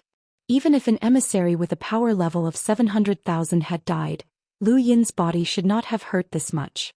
Lu Yin looked down at the corpse from above. He could not tell how long the corpse had been here. Its facial features were clear and its skin was the same as a normal person's. It looked like it had just died, but its clothes were almost completely weathered, so it had to have been here for a long time. Lu Yin tried to destroy it to see the limits of the corpse's physical body, but he could not. Neither the clear sky palm nor the 13 swords could damage the corpse in the slightest. What was even more terrifying was that he could not even damage its clothes. It was only then that Lu Yin realized that the corpse's clothes could easily withstand his most powerful attacks. He tugged at them with all his might, but they did not budge at all. Instead, they were naturally weathered away. Lu Yin sucked in a breath of cold air. This corpse's clothes were comparable to the defenses of 800,000 to 900,000 powerhouses, but for them to be naturally weathered to such an extent, it would be impossible for them to have been weathered away for less than 1,000,000,000,000 years. How long had this corpse been here? Why was it next to the rune technology ruins? He flipped through the corpse and found a cosmic ring. Lu Yin's eyes lit up and he picked it up. It had an ancient style, or rather it had no style at all. It looked like a cosmic ring that had been casually made from space. Since there was a cosmic ring, it meant that there was something inside. Lu Yin was excited and he tried all sorts of methods to destroy the corpse in an attempt to use its blood to open the cosmic ring. At that moment someone arrived and Lu Yin brought the corpse away. Not long after, a man arrived, panting heavily. He was probably running away from his pursuers and he would occasionally look back. Lu Yin hid in the shadows and looked into the distance. Even further away there was another person chasing after him. Both of them were only hunters, so Lu Yin did not care. Not long after, the fleeing man entered the rune technology ruins, and as expected he turned into a praying statue. The person chasing after him also entered the ruins and turned into a praying statue. Lu Yin was not a bad person, but he was not a good person either. There was no need for him to warn these two. Everyone had their own opportunities, and since they had chosen to cultivate, their own lives were in their own hands. Perhaps these two would comprehend the true scripture of Ian evolution after turning into praying statues, and they might be able to escape one day. Lu Yin stored the corpse in his cosmic ring and left the rune technology ruins. A day after leaving the rune technology ruins, Lu Yin was lucky enough to find a burial gate that could lead him out. He hurried over. In the distance, the burial gate was surrounded by more than 10 cultivators. A woman arrived and bowed respectfully. "I come from the cosmic sea. Seniors, may I ask if I can leave through this gate?" One of the people surrounding the burial gate spoke up. "This gate leads to the outerverse, umbral butterfly weave. Are you sure you want to leave?" The woman's expression changed and she bowed again. "If that's the case, then thank you for telling me. I won't disturb you any further." She then turned to leave. But before she could take more than a few steps, that person spoke up again. "Since you're here, leave something behind." Chapter 1823. The woman turned around, her face pale. "I didn't obtain anything in this graveyard. Senior, please let me go." "You didn't obtain anything? Open your cosmic ring and let us check everything." The person barked. This was the norm in the graveyard. Now it wasn't just the entrance that was being guarded. Even the insides of the graveyard were being controlled. Anyone who obtained an opportunity had to have their cosmic rings checked, even if they hadn't obtained anything. This wasn't a good thing for the explorers of the graveyard, unless they were from a large organization or had sufficient strength. The woman was indignant. "Senior, I swear that I didn't obtain anything. I just saw through the dangers of the graveyard and didn't want to continue. Cut the crap and open your cosmic ring." Someone stood up from the side of the gate and quickly appeared in front of the woman, grabbing her cosmic ring. The woman's face flushed red and she tried to resist, but her arm was broken the moment it came into contact with the person. The person grabbed the woman's cosmic ring and used his other hand to grab her neck. This person was ruthless and didn't care about the woman's life or death. In other words, this was his goal, as he could see a person's trump card at a critical moment. An opportunity might not necessarily be a physical object, but it could also be a battle technique. He wanted to force the woman and test whether she had obtained an inheritance. If she hadn't, then this attack would have been enough to kill her. The woman felt a chill run down her neck and her face filled with despair. Was she going to die? She should have listened to her father and not come in. Not only had she not obtained anything, but she had also paid with her life. Suddenly, an invisible force swept over them. Regardless of whether it was the woman, her attacker, or the cultivators surrounding the entrance, they all felt their minds shake. Most of them fainted and only one person barely managed to stay conscious. However, he was also sprawled on the ground, his vision blurry. Was this the power of a domain? Amidst the blur, a figure stood in front of him. The figure squatted down and asked, "Answer me, where does this gate lead to?" The person's consciousness was blurry and his body was suppressed by the domain. He couldn't help but tremble and his tongue was tied. Outerverse, umbral butterfly weave. He fainted as soon as he finished speaking. Lu Yin stood up. These people were all from the 6th mainland, and this entrance led to Umbral Butterfly Weave, which was now part of the Sixth Mainland. If he went out, he would be surrounded by the Sixth Mainland, which wasn't worth it. Furthermore, the outer verse was very far from the Neoverse. It was better to continue searching for the next burial gate. He looked at the woman and waved his hand casually, throwing her a little further away. It could be considered that he had saved her life. At this point, many burial garden gates had been confirmed to lead to other places, and Lu Yin was rather anxious to find a burial garden gate that led to the Neoverse. During the 2 months he was trapped in the statue, Yang Kong tried to contact him through the Cloud Connect stone, but he couldn't reach him. Lu Yin didn't know how long it would take for the poison in his body to erupt. Even though he was confident that he could withstand it, he still didn't want to take the risk. Similarly, in the burial garden, Yang Kong loosened his grip, and an old man slowly fell to the ground. There were several people around him who had died. This old man had the ancient bloodline. He had been chased by the mummy and was saved by someone. He had been controlled to enter the burial garden, and he had been very lucky. He had been walking around the burial garden well when he tripped on a stone slab. His head had been bleeding, and the words on the stone slab had entered his mind, giving him the power to control the words to attack. This matter was seen by others and spread.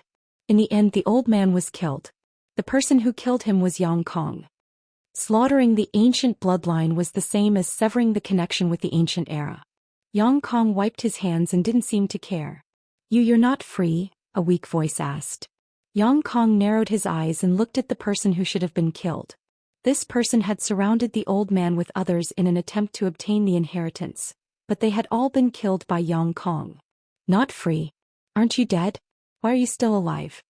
The person couldn't believe it and couldn't understand it. Yang Kong walked in front of the person. "Do I need to tell you? You're just a dead person." He then stomped on the corpse and left. The more ancient bloodlines there were, the more likely they were to bring about changes to the burial gardens.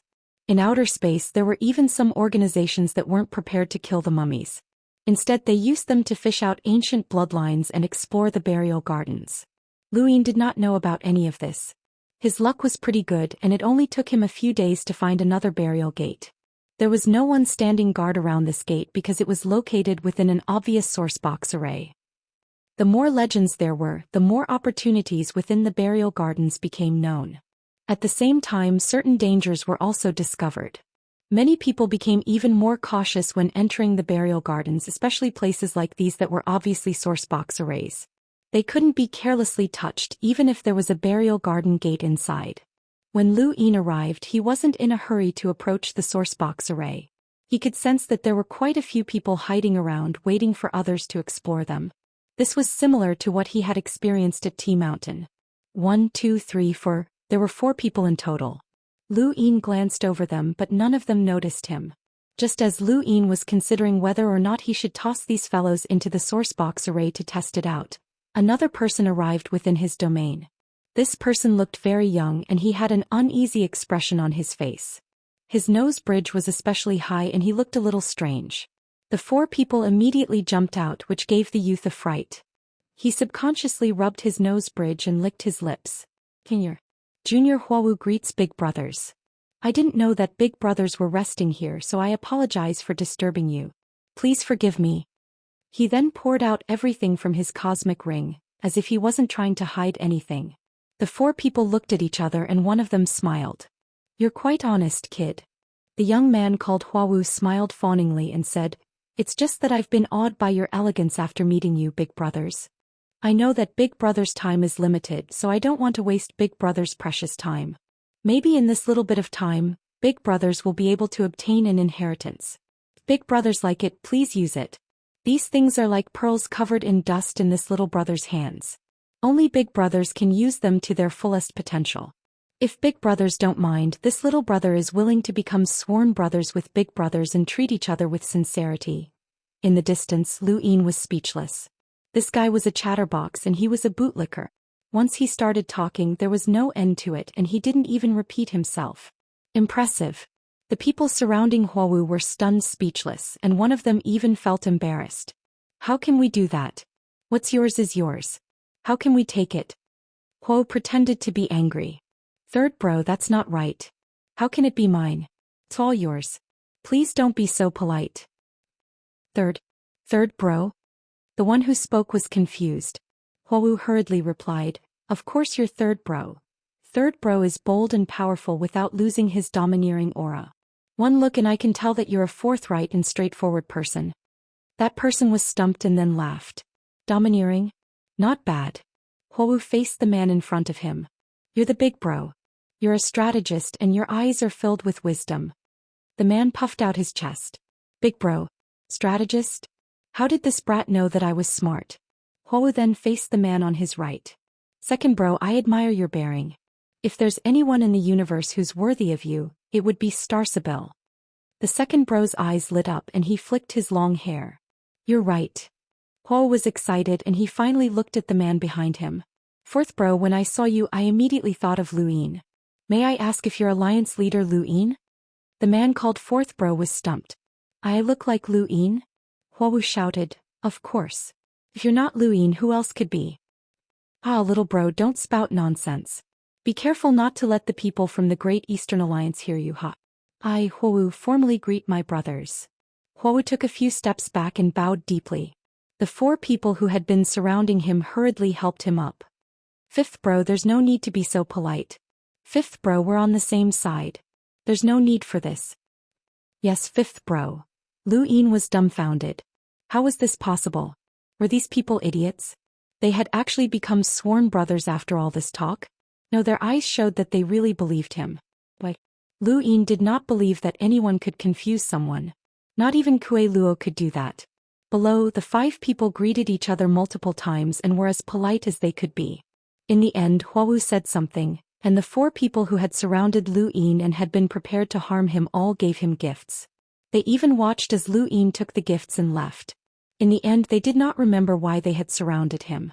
Lu Yin's eyes flickered, and he used his domain to observe Huowu while also observing the four people. These four people had originally planned to let Huowu explore the sourcebox array outside Burial Garden, but things had turned out this way. Something was very wrong. Once Huowu was some distance away, the four suddenly reacted.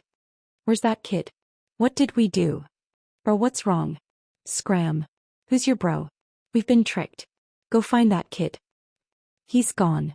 I can't find him. Bastard, he's gone. Go search for him. Second bro, save me.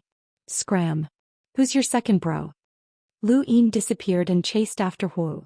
In the distance, Huowu slapped his chest. Idiots. Fortunately, my cultivation isn't high enough. Otherwise, I wouldn't have been able to fool you. Screw your plans, screw Starsabil, screw Luin, and screw fifth bro. If you want to scold someone, then so be it. It's not like Luin has offended you, a voice said in Huowu's ear. He disdainfully replied, too many people have offended me. Even if Luin is here, I'll still scold him. Just as he finished speaking, Huowu paused and stopped moving. He slowly turned around, only to see a withered face that looked like a mummy's. Chapter 1824. Huowu opened his mouth. Ah. Luin frowned and casually tapped him, causing Huowu to choke back his scream. His legs went soft and he almost collapsed. He looked at Luin in fear. Mummy? You chased me all the way here? Luin looked at him calmly. What did you just do? Huowu's eyes flickered with fear and panic, but when he heard Luin speak, his expression changed. Weren't you the mummy that chased after me? You have an ancient bloodline? Luin was surprised. Huowu's eyes flashed and he took a few deep breaths. A relaxed smile appeared on his face as he looked at Luin. Of course not, I'm Huowu, an ordinary person. Brother, I feel a sense of familiarity when I look at you. Look at your muscles and your majestic figure. If I'm not wrong, you're Luin, right? Aside from him, I can't think of anyone else who can be as valiant and heroic as you, big brother. Someone as talented as you must have a good outfit. As he spoke, he poured out everything from his cosmic ring. What's mine is yours, big brother. Only a hero like big brother is worthy of the universe's treasures. I'm blind, so I don't know if I've missed anything good. I'll have to trouble big brother's all-seeing eye to see if I've missed anything. If big brother needs anything, I won't refuse. Good things in this universe must. How many times have you said that? Luin asked strangely. Huowu blinked. What do you mean, brother?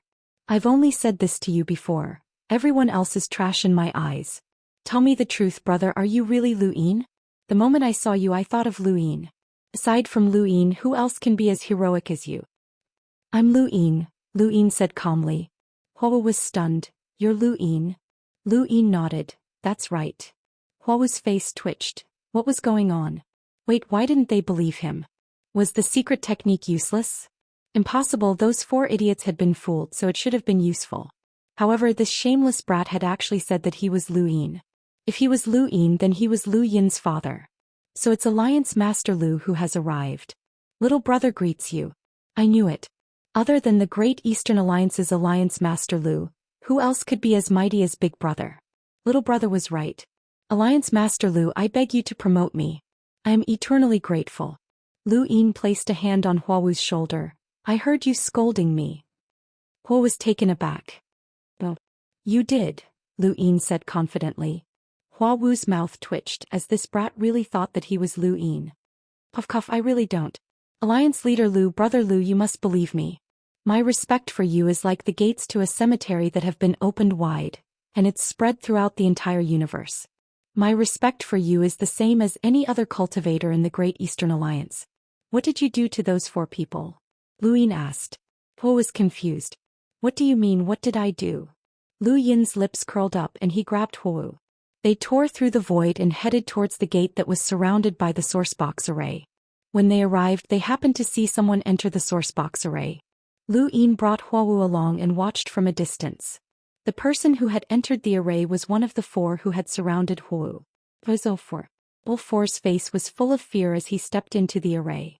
Within the array, he felt as if his entire body had been seen through.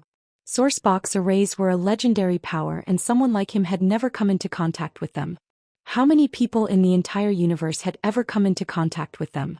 Before the 6th Mainland's invasion, they had never even heard of sourcebox arrays. However, after the 6th Mainland's Lu Yin and the Sovereign tournament began, the words sourcebox arrays had gradually spread. It was only then that they realized that such a terrifying battle method existed in the universe. Weren't sourcebox arrays rare? Even the powerful lockbreakers had not been able to grasp them, but there was actually one here.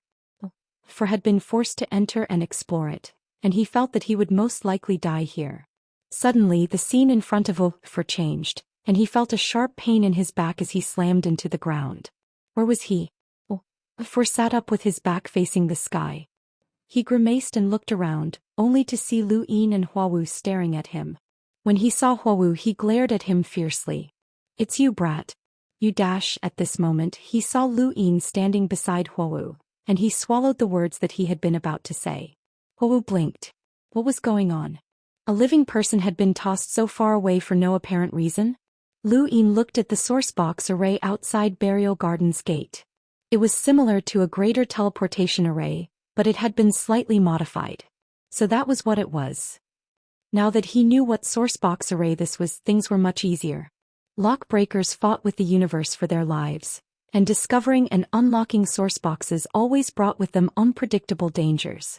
Along the way, they would occasionally encounter sourcebox arrays, and many lockbreakers had died while exploring them.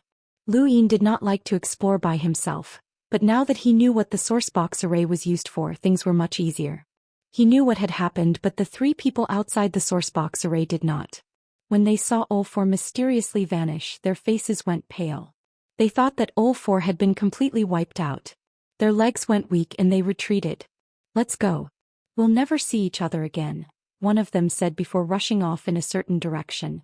The other 2 looked at each other and then simultaneously left in opposite directions. They did not dare to approach this area, as they were afraid that an expert would arrive and force them into the sourcebox array. That would be the end of them. For also wanted to run, but Lu Yin waved at him. For gulped. He was still some distance away from Lu Yin and Huo, but he did not hesitate to turn around and flee. Lu Yin shook his head and moved his finger. Star energy descended, and it was as if the sky was collapsing. A giant spatial crack appeared in front of Ulfor. Ulfor's pupils shrank as if he had seen something inconceivable. He slowly turned around and looked at Lu Yin. This person was an unimaginable powerhouse. Lu Yin waved at him again. This time, For came obediently and respectfully stood in front of Lu Yin, beads of sweat dripping from his forehead. Say, Senior, you were looking for me? Lu Yin pointed at Huo. Do you remember him? For and Huawu looked at each other and then became excited. Oh 5th bro, it's really you. It's such a blessing that you actually know such a powerful senior. I'm really happy for you 5th bro. Huawu was bewildered. This guy must have thought that the imposter beside him was his backer, which was why he was behaving like this. How disgusting. Since you know him, then you can all die, Lu Yin said coldly. Huo was shocked. For felt his scalp go numb and he kicked Huawu to the side. Senior, I don't know him. I definitely don't know him. He pointed at Huawu viciously. This bastard just tricked us. I don't know what he did, but he actually made us believe some nonsense about becoming sworn brothers. Senior, this is definitely the second time we've met, so please investigate. Huawu grimaced in pain after being kicked. What a despicable person. Lu Yin waved his hand. You can leave now. For felt as if he had been pardoned and he turned to run, not even daring to look back. Lu Yin looked at Huawu with interest. Now it's time for us to talk. Huawu rubbed his waist and smiled sheepishly. Brother Lu, what do you want to talk about? Lu Yin stared at him. I don't believe that there are idiots in the universe who would unconditionally trust someone just because of a few words, especially a cultivator. Especially when there are 4 of them. How did you do it? Huawu rolled his eyes and pointed at for who was running away. Brother Lu, don't believe him. We've known each other since the beginning, but I want to hear the truth and I don't want to waste any more time. If I don't believe anything you say next. Lu Yin's gaze suddenly turned cold. Then die. Huo met Lu Yin's cold gaze and his heart sank. He opened his mouth to say something, but his entire body went cold and he felt like he was on the verge of death. Although he didn't know who this person was or why he was impersonating Lu Yin, cultivators were usually ruthless and decisive. Killing someone who had nothing to do with him wouldn't be a problem. Lu Yin's gaze grew even colder. Huawu had no choice but to close his eyes and sigh. When he opened them again, he bitterly said, Secret technique, keep your word. Lu Yin was confused. What? Huawu seriously explained, when I entered Burial Garden, I accidentally obtained an inheritance. It's a secret technique called keep your word. It's effective on anyone as long as their cultivation doesn't exceed mine by too much. This too much refers to a huge gap, so it won't work on you. Senior, you're at least an enlighter. Lu Yin stared at Huawu deeply. Are you toying with me? Huawu's heart trembled and his face turned pale. Senior, this junior definitely didn't mean that. It's really a secret technique of keeping one's word. You saw what this junior did to those 4 and you should know that others wouldn't be so easily convinced. That's a secret technique. Lu Yin still couldn't believe that there was such a boring secret technique in the world. Secret techniques were created by progenitors, and Lu Yin was familiar with all of the secret techniques from the 5th and 6th mainlands. However, in ancient times, there were still the 4 destroyed mainlands. How many progenitors had been born on those 4 mainlands? How many progenitors had been born over such a long period of time? To put it bluntly, if all of humanity's secret techniques were gathered together, it would be enough to fill a book with all sorts of secret techniques. However, Lu Yin still couldn't believe that there was such a boring secret technique. Which progenitor would be so bored as to create such a secret technique? Suddenly, Lu Yin thought of Kue Luo, and a strange expression appeared on his face. If Kue Luo had become an progenitor, what secret technique would he have created? Keep your word? Wasn't such a boring secret technique that could be used to prank others? Wasn't that what Kue Luo liked? Since there was a Kue Luo in the present, there might have been someone like him in ancient times. Which progenitor taught you the secret technique? Lu Yin asked. Huawu's expression turned bitter. I don't know. You don't know. Lu Yin raised his brows and his gaze grew even colder. Huawu hurriedly knelt down. Senior, I really don't know. I only know that after learning the secret technique, my nose bridge became especially high. Chapter 1825. Lu Yin looked at Huawu's nose. You weren't born with it? No, definitely not. I used to be normal, but after I learned this secret technique, my nose became like this. Senior, I really don't know where this secret technique came from. I was just accidentally hit on the head by something and then I learned it. As for what hit me, I didn't even see it. Huo was very sincere and he was just short of swearing. Lu Yin believed that Huo would not dare to lie at this juncture. Since you have an ancient bloodline, does your family have anything left behind? Senior, I swear that if my family has anything left behind, Then this secret technique will forever be ineffective, Huowu said loudly. Lu Yin was speechless as he had only been asking casually. He then brought Huowu to the sourcebox array. Wait here. I'll take you out. He then stepped into the sourcebox array. Huowu's eyes flashed and he hesitated over whether or not to leave. After thinking about it, he did not dare to do so. Was this guy just testing him? Lu Yin did not care if Huowu left or not, but if Huowu didn't leave then he could indeed take Huowu out. After all, Huowu had an ancient bloodline, and Lu Yin himself had an ancient bloodline as well. He had been chased by a desiccated corpse before, and it seemed that the two of them were fated to meet. The modified sourcebox array was not powerful enough, and it only took Lu Yin half a day to see through it. When he looked back he saw that Huowu was still there. Scope. Lu Yin grabbed Huowu and walked through the burial garden's gate. In an instant, they arrived at a place with a resplendent starry sky above their heads. There were cultivators all around them who were vigilantly watching them, and there were all sorts of weapons. Not too far away there was an expert who was infinitely close to an emissary, and the rune lines were easily seen through. Report your name and place down your cosmic ring. A loud voice shouted from the enlighter who was close to an emissary. Lu Yin smiled, lifted his foot and vanished. Everyone around them was stunned. The enlighter's expression changed, but he also relaxed. They had actually run into an absolute expert, and this person had to be an emissary. Fortunately, the other party had not bothered with them, or else they would have died without even knowing how they had died. Lu Yin brought Huowu to a tall building. This was a city that was exposed to outer space. Lu Yin's domain swept through it, and he was pleasantly surprised to find that he was in the Neoverse. He had passed through the burial garden's gate and directly arrived at the Neoverse. This is the Neoverse, Lu Yin said, releasing Huowu. Huowu couldn't believe that Lu Yin had let him go so easily. Can I leave now? What else? Lu Yin retorted. Huowu pursed his lips. Then I'll be leaving. Lu Yin narrowed his eyes. Do you want me to introduce you to a master? Huowu jumped in fright, but then he laughed awkwardly. There's no need, senior. I'm just an unorthodox cultivator and no master would take a liking to me. Well, I'll be leaving now. Huowu, was. Huowu had indeed misunderstood. In the universe, it was not uncommon for a master to steal a disciple's inheritance. He had thought that Lu Yin was thinking of using this opportunity to steal his secret technique. Huowu had no idea how to teach this secret technique to someone else, and he was afraid that Lu Yin would think that he did not want to teach it and do something to him. Thought too much. Lu Yin knew that secret techniques could not be easily passed down. Some techniques could only be passed down to a single person, such as the secret technique. As for his master, it was naturally Kuei Luo. If Kuei Luo knew that there was such a person who had inherited such a technique, he would definitely be interested. Unfortunately, he had given up on the opportunity to become a half-ancestor. After Huowu left, Lu Yin took out Mount Supreme and released someone. Kulei.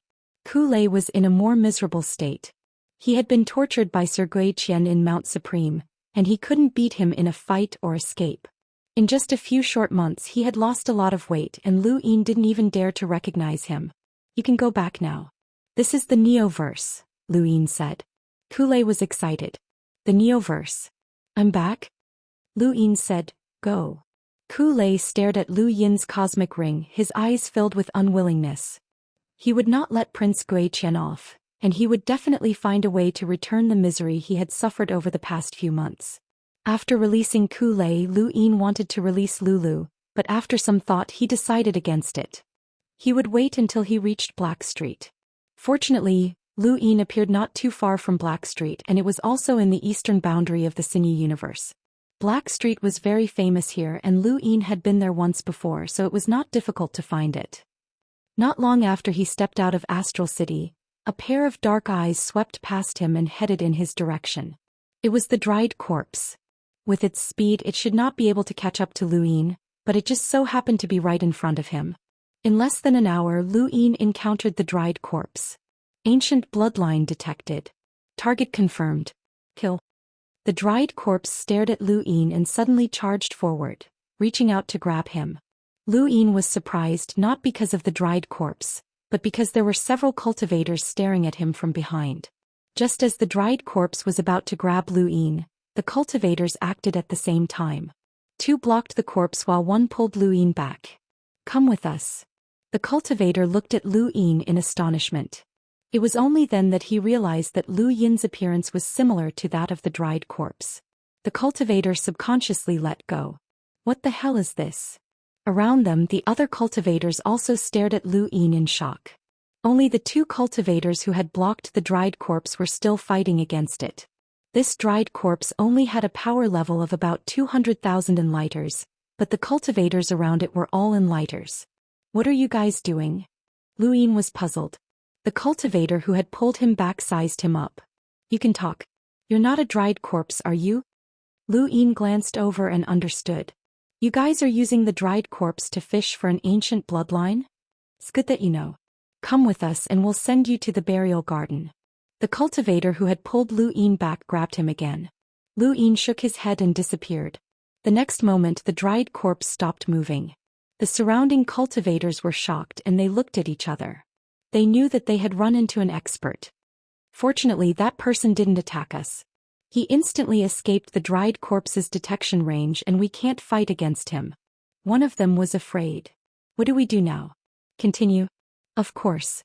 That person didn't attack us, which means that he also wants to use the dried corpse to fish for an ancient bloodline. What's there to be afraid of? Don't all the big shots in the universe do the same thing? If we don't fish out ancient bloodlines, how can we unlock so many inheritances in the burial garden? These big shots are more ruthless than anyone else. You and I are controlling ancient bloodlines, but they're directly controlling us. Stop talking. It won't be good if they hear us. Let's continue waiting. There are many ancient bloodlines and we'll definitely run into them." Lu Yin naturally hoped that more ancient bloodlines would appear. Even though these people had sinister methods and controlled ancient bloodlines to enter the burial garden in search of inheritances, many inheritances had also appeared because of this, such as Huawu and obscuring light. Everyone stood at different heights and the scenery they saw was different. An ordinary cultivator hoped that these big shots would help them, especially those with ancient bloodlines. However, from the perspective of these big shots, what they saw was not personal gains or losses, but rather the gains and losses of the entire Fifth Mainland. The more inheritances that appeared, the more benefits the entire Fifth Mainland would receive, no matter who obtained them. This was especially true for those who knew about the existence of the Eternals. No matter what methods other people used to obtain inheritances, they all had a common enemy, the Eternals. The more inheritances there were, the greater the impact on the Eternals. This was the purpose of the burial garden. The ancient bloodlines were the key. They could obtain inheritances themselves and become famous, but they could also be used by others. This was their destiny. This was the truth of the universe. Lu Yin did not plan to help the ancient bloodlines and he did not have the energy to do so.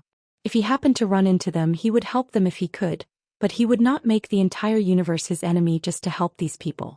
He also hoped that all the ancient bloodlines would be fished out and thrown into the burial garden to unlock all sorts of inheritances to deal with the Eternals. The thoughts of those at the top were different from those of ordinary people because they saw things differently. However, Lu Yin still had a bottom line. Back then he had given up on Iron Blood Weave in order to open up a battlefield for the Sixth Mainland. One day he would take back Iron Blood Weave and fulfill the promise he had made to the cultivators there. This was his bottom line. He could give up some things for the greater good, but what he had given up would eventually be taken back. Up ahead he arrived at the Black Street. In the burial garden, Dao Master C looked at the corpse beast that was carrying the palace on its back as it walked further and further away. Her eyes were filled with killing intent. Water flowed out of the void and wrapped around the group of people following behind the corpse beast, turning them into water god tears. When the corpse disappeared without a trace, the ground was covered in rivers of blood. Yang Kong walked out of the void. As expected of the headmaster of Water God Avenue. "Your attacks are ruthless." Path Master C indifferently replied, "If they don't die, I will." Yang Kong smiled. "If only Lai Yanzi was as smart as you." Path Master C did not understand. "What's wrong with Lai Yanzi?" Yang Kong raised his head and said, "Before entering Burial Garden, I told you that you can't leave. If you want to leave, you have to meet up with me and get my permission." Unfortunately, Li Yanzi didn't get my permission and left Burial Garden on his own accord. He must die. How do you know that he left? Pathmaster C was confused. Yang Kong calmly replied, the Cloud Connect stone cannot be connected. Either it was destroyed or he left. Regardless of the situation, there is no need for him to live. Pathmaster C's eyes narrowed. An emissary had died just like that. This person was even more ruthless than Pathmaster C. This was how the Eternals did things. Back in the Black Street, Lu Yin reunited with Ming Yen. His appearance gave Ming Yen a fright and he explained to her that it was really him. He also told her about what had happened recently. Suddenly the poison in his body erupted. Lu Yin spat out a mouthful of blood as his life force drained away. His expression changed. Not good. He quickly consumed a natural treasure that could help him avoid danger. Ming Yen was shocked and hugged him tightly. Brother Lu, what's wrong? Have white hair? Ming Yen come out. I've been poisoned and it's a vitality poison, Lu Yin said. He had not expected his poison to erupt without any warning. Chapter 1826. Ming Yan's hair quickly turned white. Her temperament was completely different from that of the black-haired Ming Yan. She grabbed Lu Yin's wrist and stared at him coldly. It's the poison of life, but there are other poisons as well. How did you get poisoned? Lu Yin felt his vitality drain from his body, leaving him powerless. He felt like he was turning into liquid, and even his star energy was difficult to circulate. He continuously released his vitality at the upper wisdom gate, but it couldn't keep up with the speed at which it was draining away. This wasn't just the poison of life, but also a poison similar to the tears of philanthropist. Ming Yan put Lu Yin's finger in her mouth and bit it. Lu Yin stared at her in shock. You? Ming Yan bit Lu Yin's finger, causing fresh blood to flow from his finger to her lips. The next moment, Lu Yin felt something in his body being sucked away by Ming Yan, and his vitality suddenly stopped flowing. I've absorbed your poison of life, but I can't do anything about the other poison, Ming Yan said anxiously, staring at Lu Yin with a helpless expression. She was the embodiment of all of Ming Yan's negative emotions, and she had never shown such an expression before. This was also the first time Lu Yin had seen her like this. Lu Yin hadn't expected the other poison to be on par with the poison of life. Just how many poisons had the Eternals developed? The disappearance of the poison of life stopped the flow of vitality, but Lu Yin's hair was visibly turning white. This wasn't vitality but rather time. Lu Yin was in disbelief. This poison was speeding up his time. How could there be such a poison in the universe? Ming Yan put Lu Yin's finger in her mouth again, but he retracted his hand and placed it on her face. Don't worry, I have a way. Ming Yan's eyes were bloodshot. Really? Lu Yin nodded. Go out first. Ming Yan gritted her teeth. If you die, I'll avenge you. Her hair returned to black and she reappeared with red eyes. Brother Lu. Be good, go out first, Lu Yin said. Ming Yan nodded and slowly walked out. Lu Yin took a deep breath and raised his hand. His die appeared and he tapped it. His hair turned white one by one. Lu Yin stared at the die and tapped it. Something useless fell out but he continued rolling it. This time it was 3 pips. The 4th time he tapped it at 4 and the scene before him changed as he entered the time-stop space. The moment he entered this space, Lu Yin immediately extended the time limit to a year, and then began to circulate his energy.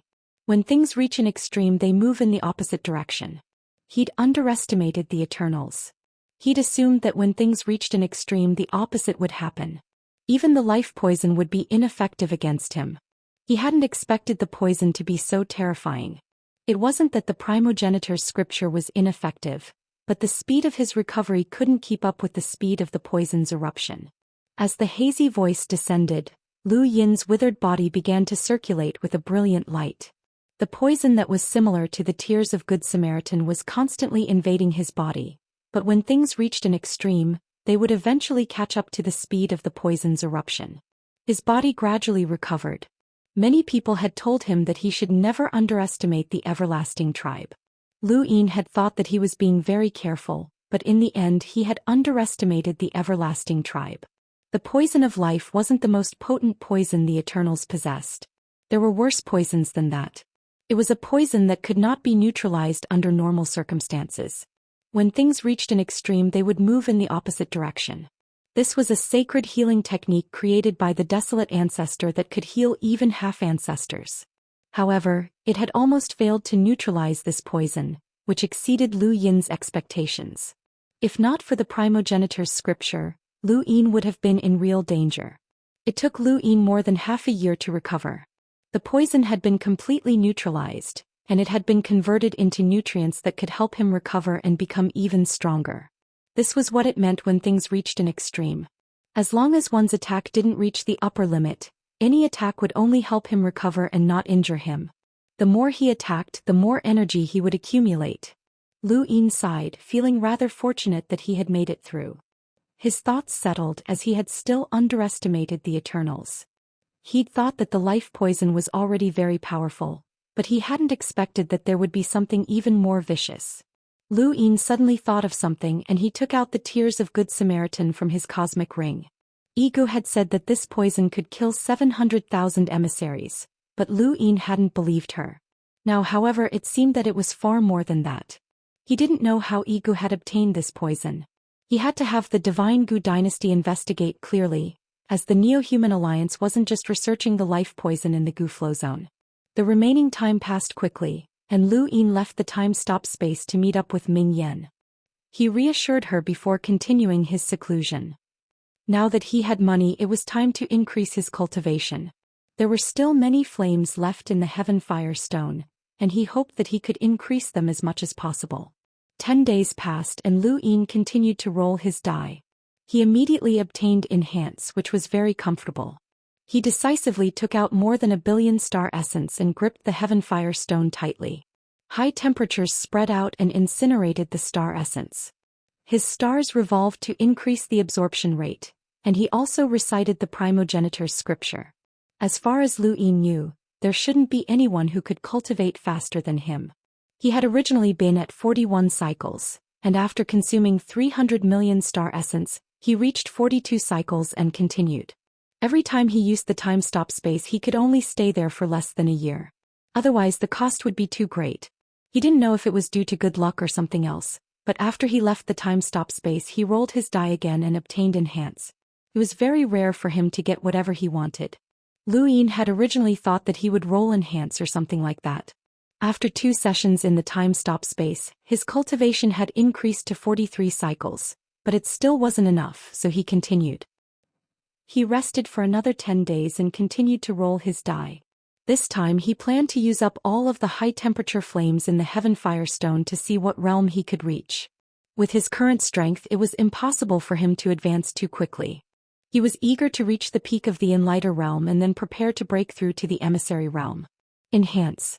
Lu Yin's eyes trembled. Fortunately, he had placed his cosmic ring to the side in advance. There were so many star essence inside, and if he entered that mysterious space with Enhance, he didn't know how far he would end up. He might end up in the Astral Tree domain or even the Eternal's homeland. That amount of star essence wouldn't even be enough for him to fuse with it once. There would always be time to roll Enhance, but now wasn't the time. Continue. The Black Street was as calm as ever, but it was different from the outside world. It was a calm that belonged solely to the Black Street. Here, cruel and dark things happened every day, every hour, and every minute. This was the unique characteristic of the Black Street. Ming Yan looked at the filthy Black Street in the distance with a look of disgust. She hated this place, but she had no choice but to stay. If she left, Lu Yin would lose his source of income and he would lose his source of materials. The Black Street was often filled with trash from all over the Neoverse, and that trash could bring Lu Yin good things. Even if it was only once in a while, it was still meaningful for her to stay. "I've organized the things that I've collected recently," Mingyu whispered as she walked up behind Ming Yan. Ming Yan grunted. "Is there anyone else causing trouble?" Mingyu trembled at the mention of this. No. As the desiccated corpses chased after the ancient bloodlines, some of them had fled to the Black Street and been controlled by others. Some of them had even brought their desiccated corpses with them, causing the Black Street to be in chaos. However, under the white-haired Ming Yan's iron fist, a group of people had been cleaned up. Even the people that the old man had found troublesome were dealt with as well, and the Black Street no longer dared to make any noise about Ming Yan's rule. More than 10,000 people had died in this purge, and the methods that the white-haired Ming Yan had displayed had terrified Mingyu. She had become even more terrifying, and it wasn't just the white-haired Ming Yan. This Ming Yan was also growing stronger by the day. Lu Yin walked out of the void, and when Mingyu saw him she lowered her head and slowly retreated. Lu Yin had already reverted to his original appearance, or else he would have frightened Mingyu. When Ming Yen saw Lu Yin emerge, her eyes lit up. "Brother Lu, is it over?" Lu Yin nodded and very naturally wrapped his arms around Ming Yan's waist. Ming Yen leaned her head against his shoulder, enjoying the rare warmth. During this seclusion, Lu Yin had raised his cultivation to 45 cycles, which had consumed 1.7 billion star essence. If not for the fact that the Heaven Fire Stone had lost its high temperature, he could have continued to raise his cultivation. He still had more than 30 billion star essence on him. Now that he was an enlighter with 45 cycles, Lu Yin's power had increased slightly. Combined with the limpid void palm, the cosmic evolution scripture and other techniques, he could deal with an emissary with a power level of over 600,000. Even if he faced a powerhouse with a power level of over 700,000, he still had a chance of escaping. That was assuming that he did not use his miniature armor. If he used it, he would be able to fight against a powerhouse with a power level of over 700,000. "Brother Lu, the things are ready." Ming Yen handed over the various items that she had collected from the Black Street that might contain rare materials to Lu Yin. Lu Yin had forgotten about it. If he had known earlier, he would have broken them down while he was in seclusion, but it didn't matter. He could still roll his die next time. "Yen, you still don't want to leave?" Ming Yen shook her head and resolutely replied, "The Black Street always has all sorts of information about the Neoverse. Brother Lu, do you know how Yang Ji became a director?" Lu Yin was flabbergasted. "How?" Yang Ji was the master of the Radiance Realm, and in terms of power level he was comparable to Zhou or perhaps even slightly weaker. In the past, there had never been a precedent for someone from one of the 3,000 Great Realms to become a director, but Yang Ji had succeeded. Lu Yin had originally thought that the Hall of Honor was going to place importance on the 3,000 Great Realms, but when he saw Ming Yan's expression he realized that there was more to it. Ming Yan smiled. "Yang Ji gave you a gift." "A gift?" Lu Yin did not understand. Ming Yan nodded. "Yang Ji gave Elder Chan a gift. I don't know what it was, but after he gave the gift, Elder Chan agreed to let Yang Ji become a director." Lu Yin felt that something was strange. Elder Chan was a half-progenitor who had transcended the world, and he had nothing to do with giving gifts. "I only found out about this by chance. Yang Ji made a bet with someone that he could become a director, but there has never been a case of a master of one of the 3,000 Great Realms becoming a director. Yang Ji went to the various directors, but it was useless. He had no choice but to seek out Elder Chan, and the price he paid must not have been small." Ming Yan slowly explained to Lu Yin. Only then did Lu Yin understand that Yang Ji himself had not been interested in becoming a director, but someone had forced him to become one. It could be said that Yang Ji had paid a price for his reputation. Also, Serious Sect's Lockbreaker Elder Yuan Yao like Sect Master Yuan Qiong, Ming Yan whispered. Lu Yin was speechless. "Where did you hear that?" Chapter 1827. There's a lot of information in the Black Street, and there's a lot of information that can't be leaked, so it's brought to the Black Street. In any case, those big shots won't come to the Black Street, so this information will be locked in the Black Street and won't be leaked. Ming Yan was pleased with herself. There's more, there's more." Lu Yin was delighted to hear Ming Yan proudly talk about all sorts of gossip, and he hugged her and kissed her. Ming Yan blushed. Most of the information obtained from the Black Street was unreliable, but if they gathered all of this information they might be able to learn something. Lu Yin had Ming Yan contact Enya so that the Great Eastern Alliance could gather information from the Black Street in the future. After staying in the Black Street for a few days, Lu Yin left as he could not stay for too long. The burial gate was an unknown factor and no one knew who would walk out from there. Xia Yi had entered the Great Eastern Alliance through the burial gate. Fortunately, the Sea King had appeared, or else the Great Eastern Alliance would have suffered great losses, and Qin Huang and the Luo sovereign would have lost their lives. After leaving the Black Street, Lu Yin contacted the Sea King. He had contacted Wang Wen on his way to the Black Street, but he had not been able to reach the man. He had learned about what had happened in the Great Eastern Alliance through Wei Rong, and he had not known how to deal with it. There were some things that needed to be dealt with. "Give me a satisfactory explanation," a deep voice said. Lu Yin coughed. "Senior, what are you talking about?" The Sea King barked. "That bastard under your command Wang Wen actually dared to seduce Chi-Chi. He's one of your people, isn't he?" Seduce Qiqi? That's impossible. Senior, this junior understands Wangwen. He's a self-disciplined person with integrity, morals, and wisdom. How could he possibly seduce Qiqi? Lu Yin retorted. The Sea King snorted. Cut the crap. Give me an explanation. Where's Wangwen? I want to talk to him, Lu Yin asked. The Sea King snorted. He's been locked up by me. I'll release him when he gives in. And Qiqi? Lu Yin continued. The Sea King was annoyed. I don't know. Senior, this is where you're wrong. You're trying to break up a happy couple. Happy marriage, my ass. That brat's arrogant and he dug a hole for Qiqi to jump in. If Qiqi loses, she has to marry him. That bastard. When has my daughter ever been played like this? The Sea King roared. See. Lu Yin pursed his lips as he felt a headache coming on. He hung up and contacted Hai Qiqi. Hai Qiqi did not want to accept the call, but Lu Yin persisted. She had no choice but to accept the call. If you have something to say, then say it. If not, then leave. Qiqi, Wangwen is being tortured very badly, Lu Yin said in a low voice. Hai Qiqi shrieked. He deserves it. Who told him to be so ugly? If he was just a little bit better, I would have married him. Also, this guy's mouth is cheap, calling me a chess piece. He deserves a beating. Is it because of his looks? Lu Yin asked, as he did not want to discuss the issue of having a loose mouth. Wangwen and Hai Qiqi were not inferior to each other. Yes, it's just a matter of appearance, Hai Qiqi said. Lu Yin retorted, it's a problem with your aesthetics. Hai Qiqi shouted, nonsense, he's uglier than you. Lu Yin pursed his lips. Actually, Wangwen has been interested in you for a long time. He's being tortured very badly by your father, and even if you don't like him, you shouldn't let him suffer such torment. Think about it yourself. He then hung up. Lu Yin did not know what Wangwen was up to, but he recalled the conversation between the two of them. Could it be that Wangwen wanted the Sea King to become the commander of the Zhou Xian army? Was that why he was trying to flirt with Hai Qiqi? Forget it. As for what Hai Qiqi was thinking about Wangwen, he could not tell, but it did not seem like she had any thoughts. The Sea King would not do anything to Wangwen. At most, he would teach him a lesson. Lu Yin released Lulu from Mount Supreme. Let's go to your Mavis clan. By the time Lulu brought Lu Yin to the Mavis clan, the Fifth Mainland's network had already been exposed. Yang Kong and the others' images were all posted on the network, and they were exposed as traitors who had entered the burial grounds to hunt down the ancients.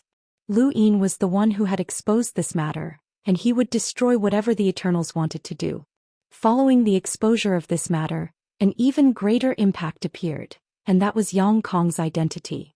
Many people recognized him as Bukong, and this matter shook the Fifth and Sixth Mainlands.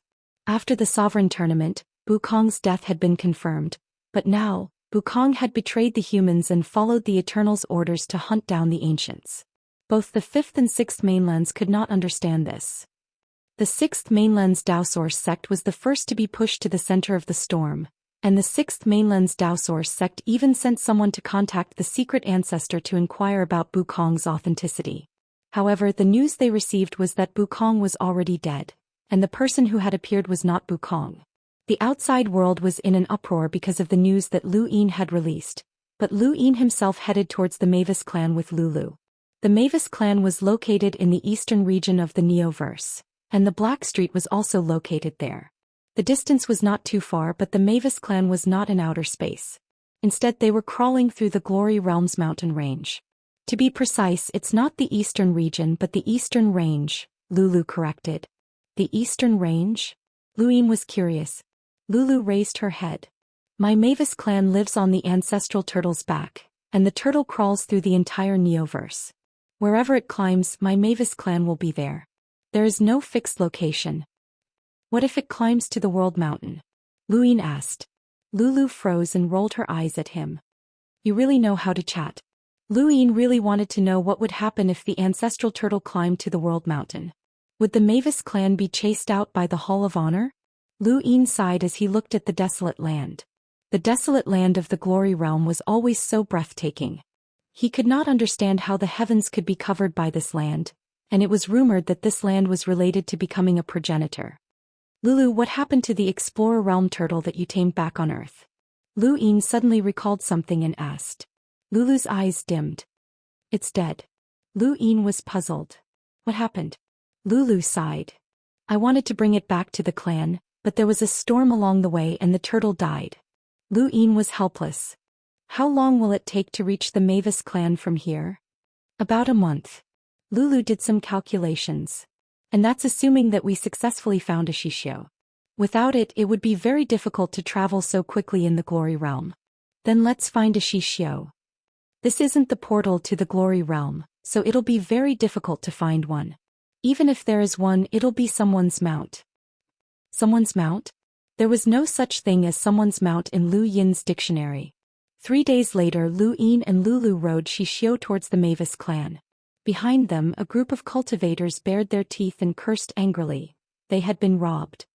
You're shameless, Lulu mocked. Lu Yin smiled. We're already at the edge of the Glory Realm. Without Xianxia, they'll only be delayed for a few days. It's not a big deal. Lulu looked at Lu Yin seriously. You're completely different from when you first entered the academy. Lu Yin merely smiled.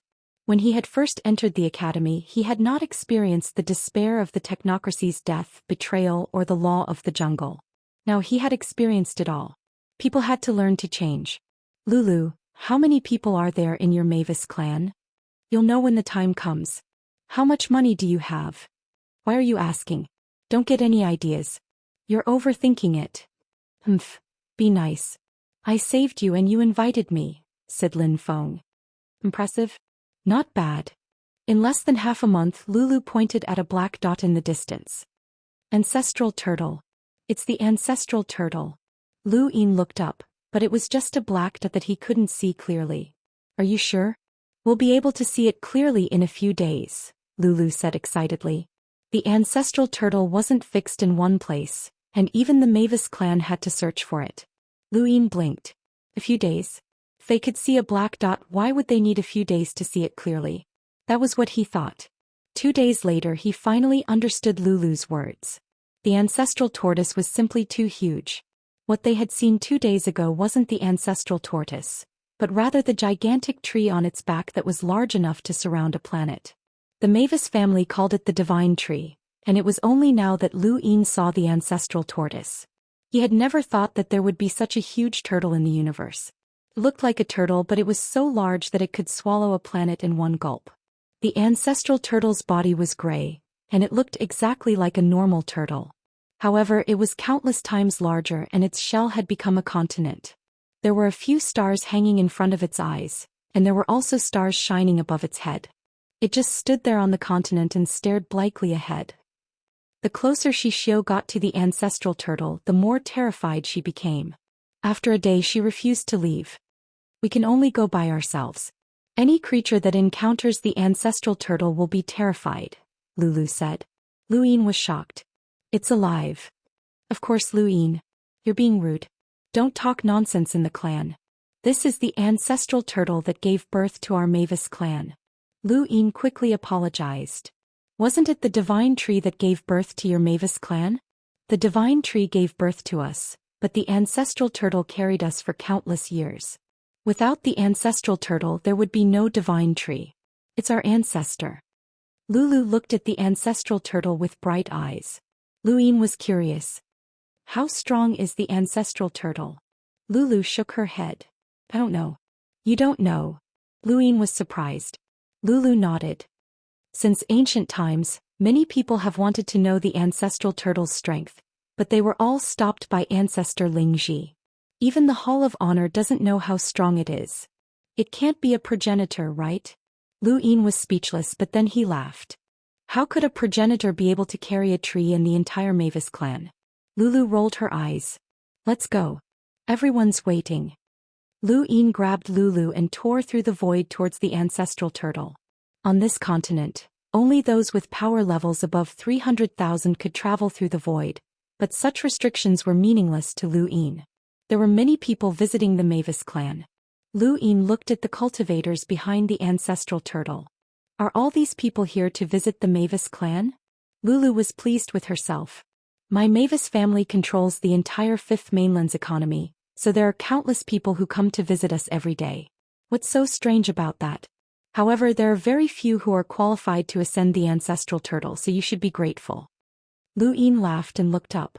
The ancestral turtle was right in front of him. Chapter 1828. The giant tortoise that could swallow stars shocked Lu Yin greatly, and he wondered if progenitor Chen's giant avatar was as big as this.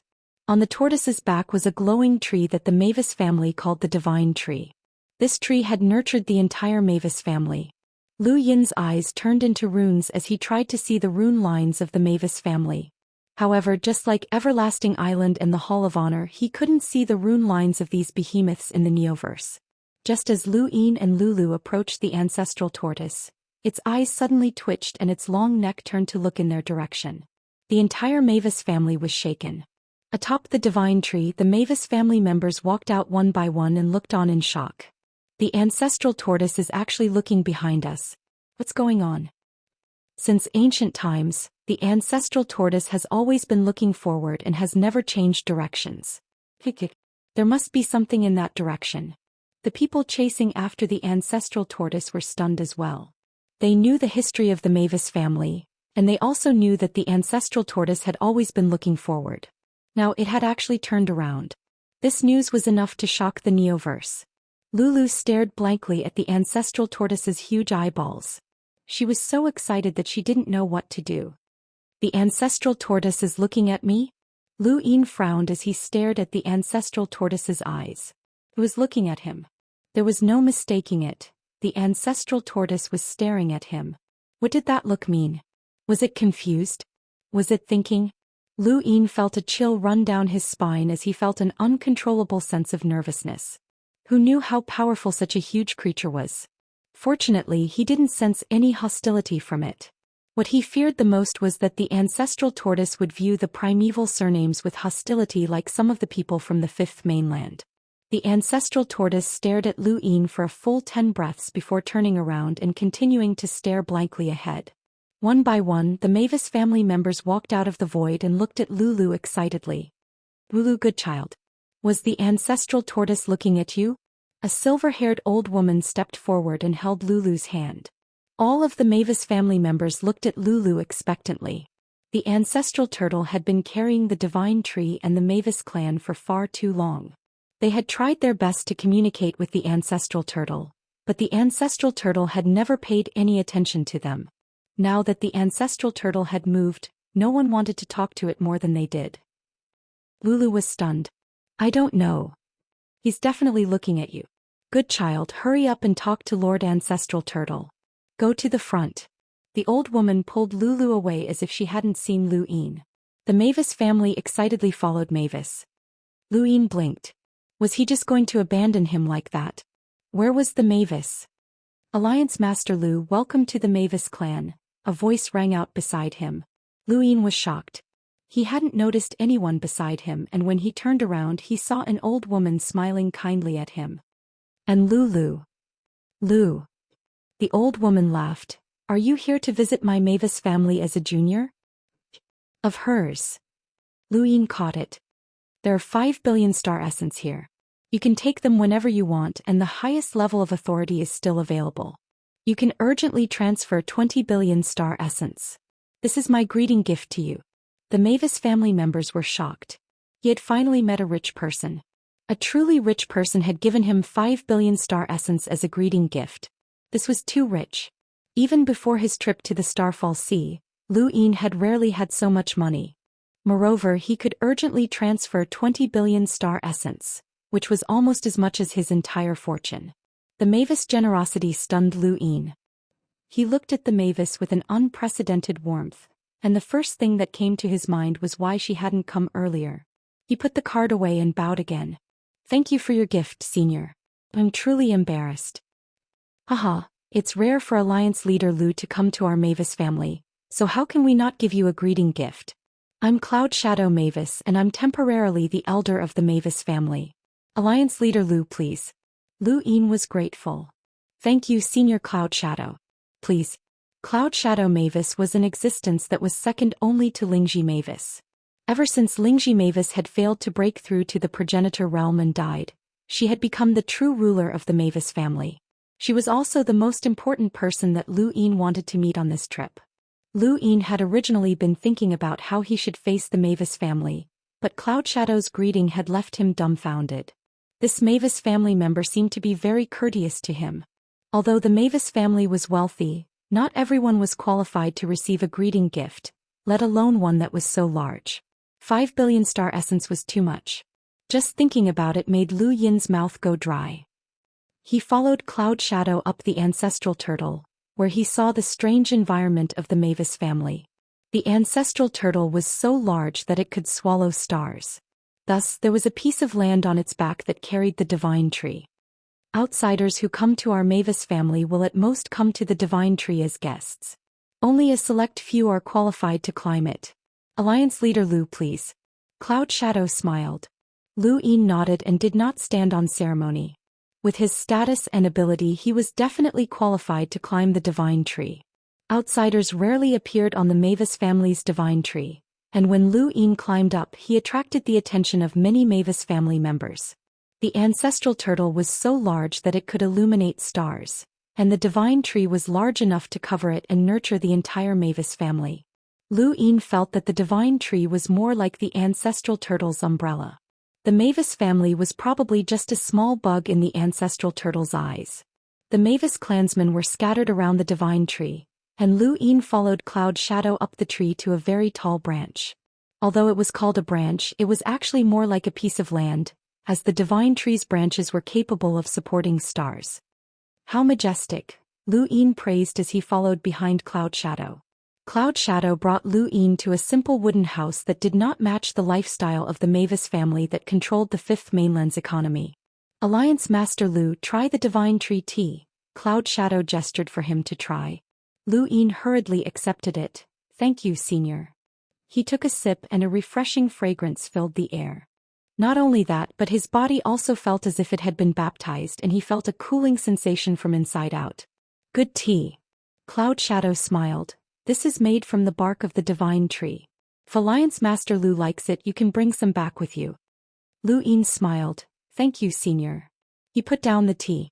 Why didn't you accompany Lulu to meet the ancestral turtle? Cloud Shadow smiled. How can I leave an esteemed guest to the side?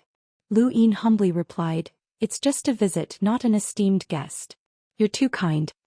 From his point of view, Cloud Shadow had the same thoughts as him. The ancestral turtle was not looking at Lulu but at him. That was why Cloud Shadow had not accompanied Lulu to meet the ancestral turtle. Otherwise, even if Elder Zen had come, the Mavis family would have ignored him. Cloud Shadow sipped her tea and did not continue the topic of the ancestral turtle. Alliance Master Lu, did you just say that the divine tree is magnificent? Lu Yin nodded and sighed. Such a huge tree is indeed magnificent. It gave birth to the Mavis family and its branches can support the stars. It's a unique civilization. This shouldn't be the largest tree that Alliance Master Lu has ever seen, Cloud Shadow said. Lu Yin put down his teacup and sighed. The mother tree is the largest tree I've ever seen. Compared to it, both the divine tree and the ancestral turtle can only walk on its branches. Yes, the divine tree's size is already inconceivable. It's impossible to imagine how a mother tree could exist in the universe. If the divine tree gave birth to the Mavis family, then the mother tree gave birth to the entire human civilization. Cloud Shadow sighed. Lu Yin's eyes flashed. Gave birth to the entire human civilization? Not really. At most, it gave birth to a portion of humanity. Alliance Master Lu, do you know why that tree is called the Mother Tree? Cloud Shadow suddenly asked. Lu Yin shook his head. He had heard that the Mother Tree had given birth to the entire human civilization in the astral tree of trees, but in his opinion, no matter how large the Mother Tree was, it couldn't have given birth to the entire human civilization. How could the fifth, sixth, and the previous 4 continents have been nurtured by a single Mother Tree? Cloud Shadow Mavis smiled faintly. The tea in the cup turned into a thin stream and formed a pattern in the air. The thin stream turned into an irregular-shaped land, which extended into 5 irregular-shaped lands. Then on the first land the thin stream drew a big tree. The tree was so big that it almost covered the entire land. It spread out and covered the other 5 lands. Lu Yin looked on in shock. This is the universe, the most ancient form of human civilization. The mother tree originally grew on the first mainland, and when the first mainland collapsed, the mother tree was connected to the fifth mainland. The second, third, and fourth mainlands all disappeared, and some of the people from the fifth mainland left with the mother tree.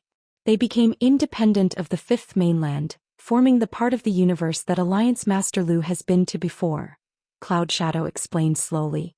She then waved her hand and the stream disappeared. This was the first time that someone had shown Lu Yin such a scene. Because of the sixth mainland's invasion, many people already knew that the human civilization had left the six mainlands, but very few knew the arrangement of the six mainlands and their original appearance. Even Lu Yin had only just found out about it. Is that what the beginning of human civilization looked like? Lu Yin asked uncertainly. Cloud Shadow nodded. My Mavis family has existed for a very long time, far longer than the Hall of Honor, and we have experienced many things. What you saw just now was the beginning of human civilization. The mother tree grew on the first mainland, and the Daoist sect existed on each of the six mainlands. How did those mainlands disappear? Lu Yin asked as he stared at Cloud Shadow. Cloud Shadow shook her head. That's all I know. If Elder Lingji was still alive, she might have been able to give you an answer, but she's dead, and the history of my Mavis family has been buried. Even the Hall of Honor wants to know the history of my Mavis family. What a pity, what a pity. Chapter 1829. Lu Yin was puzzled. Are there no records? Cloud Shadow looked at Lu Yin.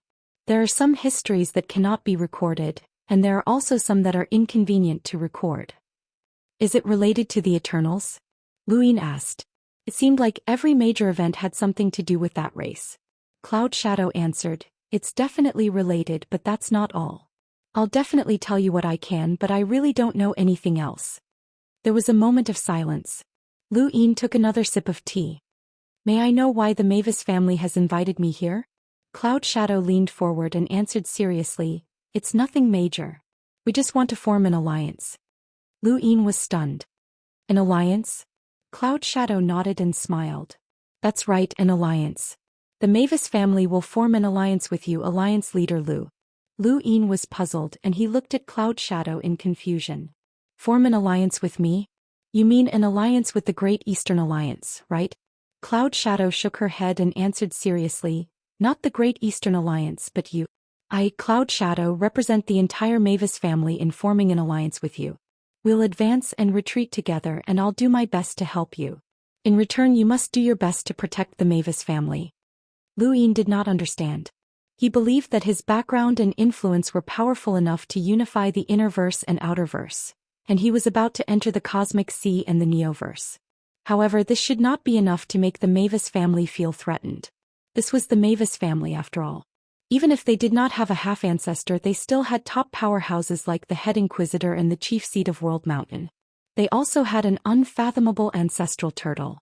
In truth, the moment Lu Yin saw the ancestral turtle, he had no idea how to convince the Mavis family to join the Great Eastern Alliance. He had thought of plans to deal with the various behemoths of the Neoverse, but they had all been destroyed the moment he saw the ancestral turtle. Now, however, Cloud Shadow actually wanted to form an alliance with him. What do I have that's worth the Mavis family forming an alliance with me? Lu Yin asked as he could not understand Cloud Shadow. Cloud Shadow answered, the Great Eastern Alliance has unified the innerverse and outerverse, and my Mavis Bank has branches all over the universe. Of course, I would like to ask the Great Eastern Alliance to take care of us. Then wouldn't it be fine if the Mavis family directly formed an alliance with the Great Eastern Alliance? Cloud Shadow shook her head. Without Lu Yin, the Great Eastern Alliance is nothing more than a pile of loose sand. Without you, the Great Eastern Alliance will quickly fall apart. Aside from you, no one else can control such a large alliance. Thus, my Mavis family will only ally with you. What do you think, Alliance Master Lu? Lu Yin had no reason to refuse. Allying with the Mavis family would bring him too many benefits. Disregarding everything else, just the fact that there would be no interest on his loans from the Mavis Bank was enough. How much money did they have? Lu Yin didn't even dare to think about it. If he could use the money however he wanted, he would be excited. Cloud Shadow smiled and took out the terms of the alliance for him to read. The terms were very normal and it was just an ordinary alliance. Lu Yin couldn't see any problems with it, but he still felt that this was a huge opportunity. Thus he sent the terms to Huan Sha, Enya, Wei Rong and the others so that they could take a look. Cloud Shadow Mavis didn't mind and she summoned Heaven's Emergence Mavis. Bring Alliance Master Lu around the Divine Tree and arrange a place for him to stay. Don't let anyone disturb Alliance Master Lu. Yes, Great Elder, Heaven's Emergence Mavis glanced at Lu Yin and acknowledged respectfully. Not long after, Heaven's Emergence Mavis led Lu Yin around the divine tree. He looked up at the glowing fruits that resembled stars and sighed, "I thought that was a planet." Heaven's Emergence Mavis replied indifferently, "You're overthinking things." Lu Yin could hear the displeasure in her voice, but he didn't care. He had once provoked Heaven's Emergence Mavis back at Mount Supreme, and that could be considered practice. At that time, Heaven's Emergence Mavis had been helpless. Does your Mavis family have a type of fruit that allows one's power level to skyrocket after eating it? Heaven's Emergence Mavis looked at him. It's useless to outsiders. Don't even think about it. Lu Yin was speechless. I'm just asking. With your reputation, nothing good will come out of asking, Heaven's Emergence Mavis said coldly. Lu Yin pursed his lips. There's something wrong with your attitude. I'm an important guest. I know. I'm your Mavis family's ally. Heaven's Emergence Mavis was stunned and looked at Lu Yin in astonishment. Ally? Lu Yin nodded and proudly said, Elder Cloud Shadow just proposed an alliance, not with the Great Eastern Alliance but with me. Heaven's Emergence Mavis frowned. Why would she want to ally with you? How would I know? Maybe it's because I'm powerful. Heaven's Emergence Mavis hurriedly arranged a place for Lu Yin to stay and then hurriedly left. Lu Yin watched her leave. Heaven's Emergence Mavis didn't know, and the other Mavis family members might not know either. This meant that Cloud Shadow Mavis had made this decision on her own without letting the other Mavis family members know. Either this was a trivial matter or it was something that couldn't be explained. Based on Heaven's Emergence Mavis' attitude, Elder Cloud Shadow might not be able to explain why she wanted to ally with him. If that was the case, then why did she want to ally with him? Mavis definitely wasn't afraid of the Great Eastern Alliance, and it was even more unlikely that she wanted to ensure the normal development of the Mavis Bank. Even if the Great Eastern Alliance unified the Innerverse and Outerverse, they couldn't possibly act against the Mavis Bank. Otherwise, the entire Fifth Mainland would be thrown into chaos. Then what was her true goal in allying with him? Lu Yin raised a hand and contacted Huan Sha. Alliance leader, there's nothing wrong with the terms. It's a very normal alliance and some of the terms are even beneficial to us. Lu Yin spoke in a low voice. Are you sure? Read it again. Don't miss the words that are too small. Huan Sha was speechless. Alliance leader, your subordinate is certain. Lu Yin contacted Enya, Wei Rong and even Shui Chuanxiao, but the results were the same. There was nothing wrong with the terms. Wei Rong was confused. With the Mavis family's strength, why would they take the initiative to ally with you? The terms don't benefit them much, and even if they do, it's only to protect them as much as the alliance leader can. In the short term, you don't have the strength to protect the Mavis family. This was the truth, as Lu Yin definitely did not have the strength to protect the Mavis family in the short term. Could it be because of his background? That couldn't be right, as the Mavis family did not fear anyone. The only thing they couldn't deal with was a half-ancestor powerhouse, and Lu Yin had no influence over such a powerhouse. Neither Elder Chan nor the head inquisitor would listen to him, and if they wanted to act against the Mavis family, they wouldn't change their plans just because of him. The more favorable the terms were to him, the more uneasy he felt. He immediately contacted Elder Chan. When he failed, Lu Yin contacted Mu En, hoping to speak with the head inquisitor, but he still failed. In the end, Lu Yin even thought of contacting the Witcher spirit god. Elsewhere, Lulu returned to the divine tree while being surrounded by numerous Mavis members. All of them believed that the ancestral turtle was looking at her. However, Lulu guessed that the turtle was not looking at her but rather at Lu Yin. Lu Yin stayed on the divine tree for a few days before contacting Elder Chan on the second day. Elder Chan did not give him a clear answer regarding the Mavis family's alliance, only saying that it was up to Lu Yin. Lu Yin finally managed to contact the head inquisitor. That's your own problem, the head inquisitor said indifferently. Lu Yin felt bitter. Senior, the Mavis family specifically asked me to ally with them, but even I feel like there's something wrong. I won't be tricked, right? The head inquisitor fell silent for a moment, and just when Lu Yin thought that he was going to say something, he ended the call. Lu Yin's mouth twitched. This senior was really irresponsible. Cloud Shadow found Lu Yin. How about it, Alliance Leader Lu? Do you want to ally with us? Lu Yin gritted his teeth and analyzed the pros and cons, but in the end he could not resist the temptation of money. Yes. Cloud Shadow Mavis laughed. Forming an alliance isn't beneficial to the Mavis clan, but it will greatly benefit you, Alliance Master Lu. Why are you hesitating? Lu Yin took a deep breath. Since the Great Elder has asked, I'll be honest with you. Why would you want to ally with me? The Mavis family doesn't seem to know about this. Cloud Shadow smiled. The Mavis family may be idle, but as the Great Elder, I have the authority to make all decisions. Why would I need to discuss this with them? Then what benefits would the Mavis family gain by allying with me? Nothing. Then why? Cloud Shadow stared at Lu Yin. Because of you. Lu Yin did not understand. Cloud Shadow thought about it. Let's put it this way. It's because of your inheritance. Lu Yin's gaze trembled. The inheritance? Cloud Shadow gazed at the ancestral turtle's neck in the distance and fell into deep thought. When Great Elder Lingji was still alive, I vaguely remember her mentioning that the death god existed during the ancient war. Lu Yin listened quietly. The death god was an incomparably powerful ancient progenitor. His existence has always been regarded as a legend, and no one has been able to prove his existence. Even I thought that the Great Elder was talking about a legend, but after the Sovereign Tournament I was certain. Cloud Shadow paused and looked at Lu Yin. The death god really did exist, so I believe that the various legends that Great Elder Lingji mentioned really did exist. According to Great Elder Lingji, the death god was incomparably powerful, and the progenitors of that era were far superior to the current progenitors. If you really do have the death god's inheritance, I'm certain that once you become a progenitor in the future, you'll definitely become the strongest in the universe. Even in the legends, the death god was one of the strongest progenitors. So, you're betting on my future? You're allying with me in the future? Lu Yin understood. Cloud Shadow nodded. I'm investing in your future. Whether it's the death god's inheritance or your innate gift, both are worth my investment. Lu Yin suddenly remembered something. You know that my surname is Lu, right? Cloud Shadow smiled. It's just a primeval surname. Although this universe hates the primeval surnames, it doesn't want to exterminate them. In the end, the primeval surnames abandoned this universe, but they're not enemies. Lu Yin smiled. Let's form an alliance. Cloud Shadow smiled as well. Let's form an alliance. Through Cloud Shadow's words, Lu Yin could not detect any flaws in her words.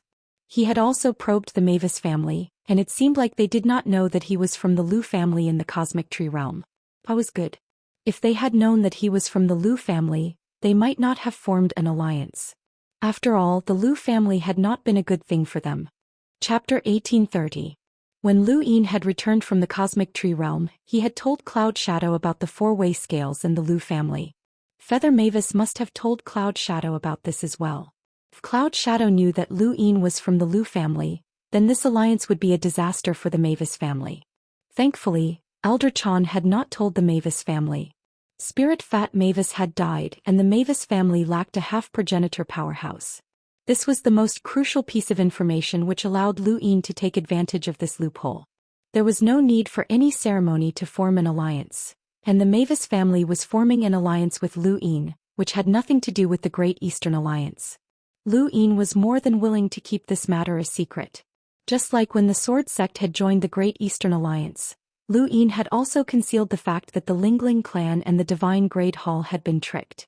Who would be tricked if the Mavis family formed an alliance with him?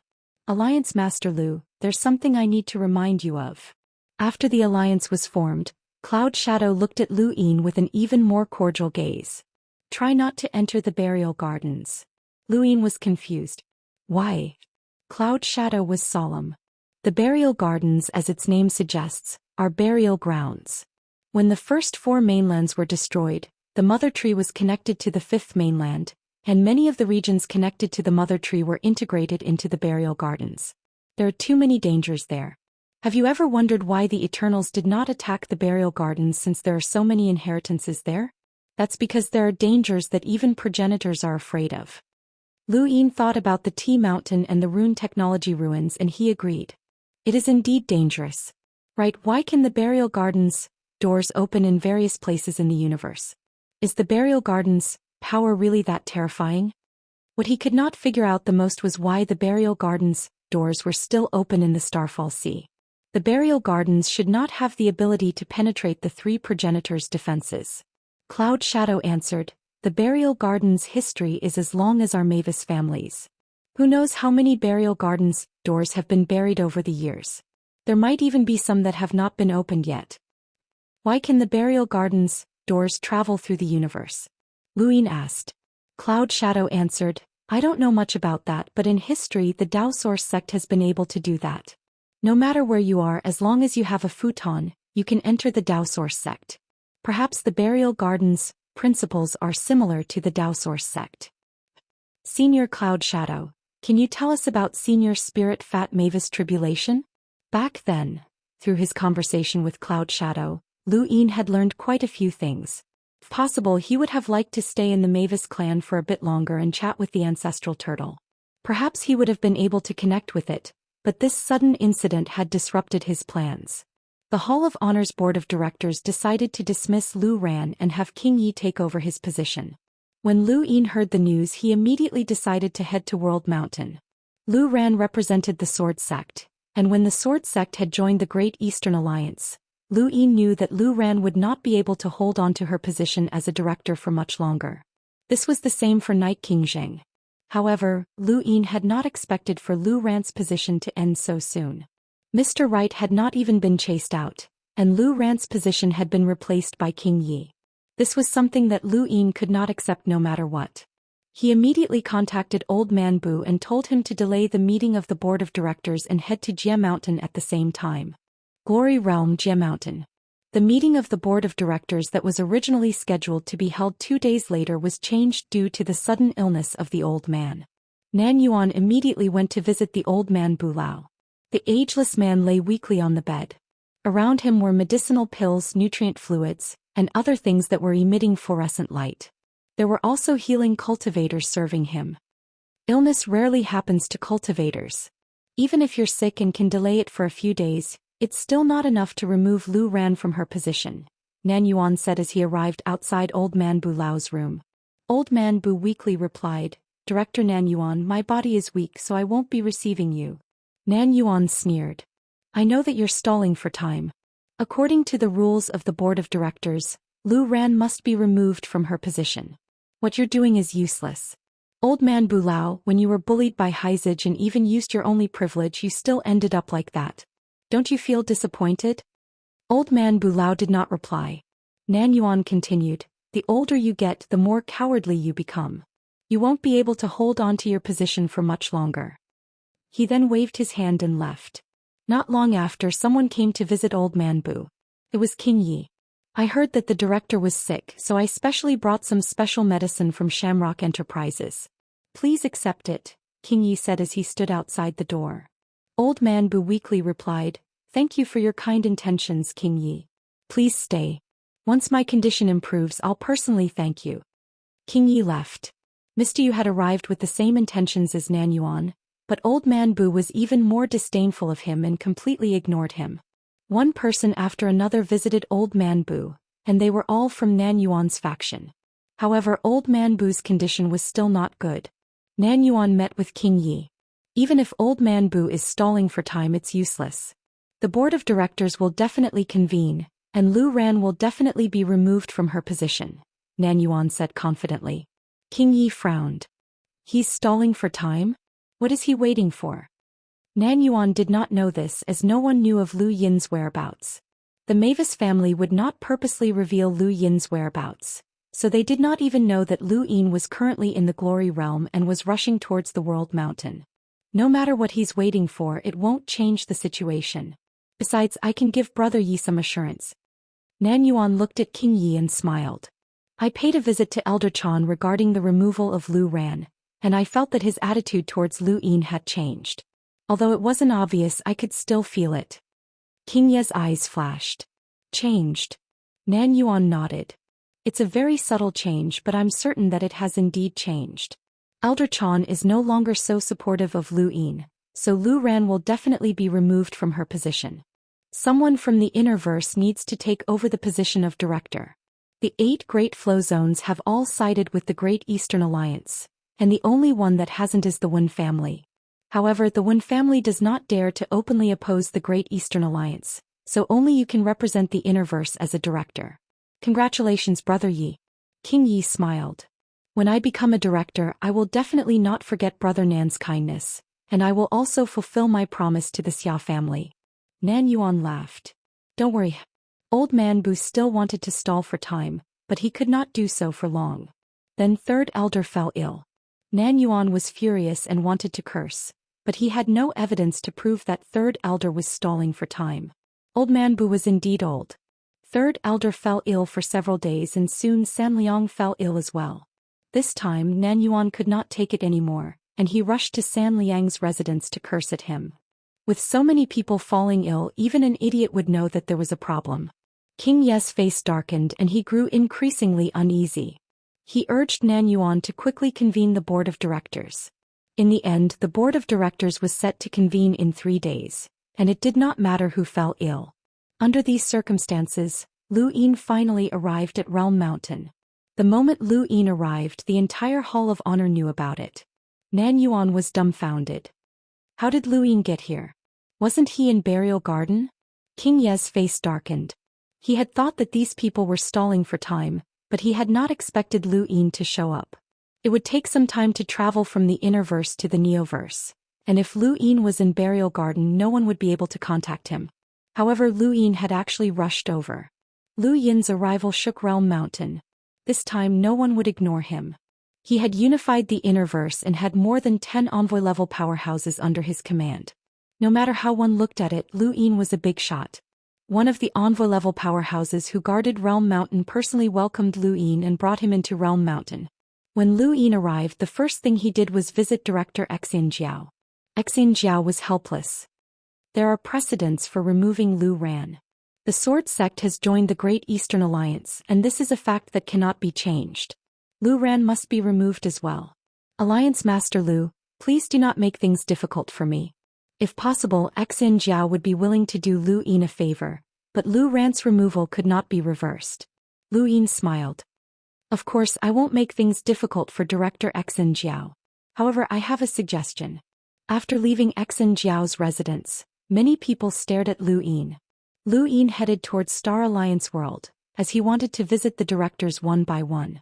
Nan Yuan was uneasy, and he immediately suggested that the board be convened as soon as possible. This suggestion was easily approved, so much so that Nan Yuan thought it was fake.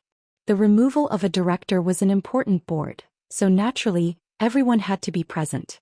The 9 directors of the Hall of Honor were all present, and aside from them, King Yi was also present. King Yi was the only outsider present. When Lu Ran saw that King Yi was present, he immediately grew angry. How can an outsider participate in the board? Nan Yuan slowly replied, Director Lu Ran, a straightforward person, does not resort to insinuations. His Excellency King Yi is going to replace you as the new director, so how can you be an outsider? Lu Ran growled, even if he wants to replace me, the official appointment has not yet taken effect. Isn't it too early for him to attend the board? That's right. The old man was rather weak. Only directors can participate in the board. If you are not a director, please wait outside. King Yi smiled, nodded to Nan Yuan and then walked out. Nan Yuan did not mind. From his point of view, this was just Lu Ran's final struggle. So what if Lu Yin came? How many years of tradition could Lu Yin change? He was certain that Elder Chan's attitude had changed. Elder Chan represented the direction of the Hall of Honor, and once his attitude changed, Lu Yin would no longer have as much authority in the Hall of Honor. Lu Ran was definitely going to be removed. Nan Yuan was about to speak, but San Liang beat him to it. The board will now begin. The first topic is removal. He paused and looked at Lu Ran. Lu Ran's face was filled with astonishment. Nan Yuan was equally astonished when he heard the words removal.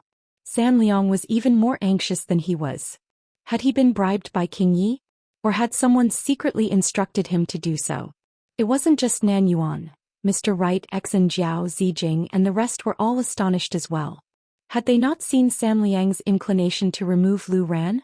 He had even pretended to be sick. No one was stupid, and San Liang's behavior had made them certain that this person was leaning towards Lu Yin.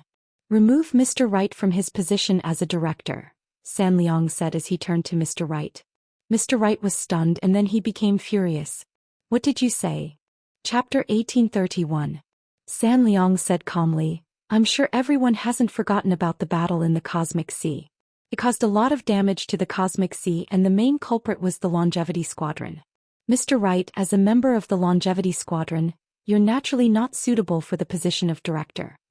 Nan Yuan had not expected San Liang to target Mr. Wright right from the start. Mr. Wright was even more surprised. San Liang, you're just a newcomer. What right do you have to remove me? How presumptuous.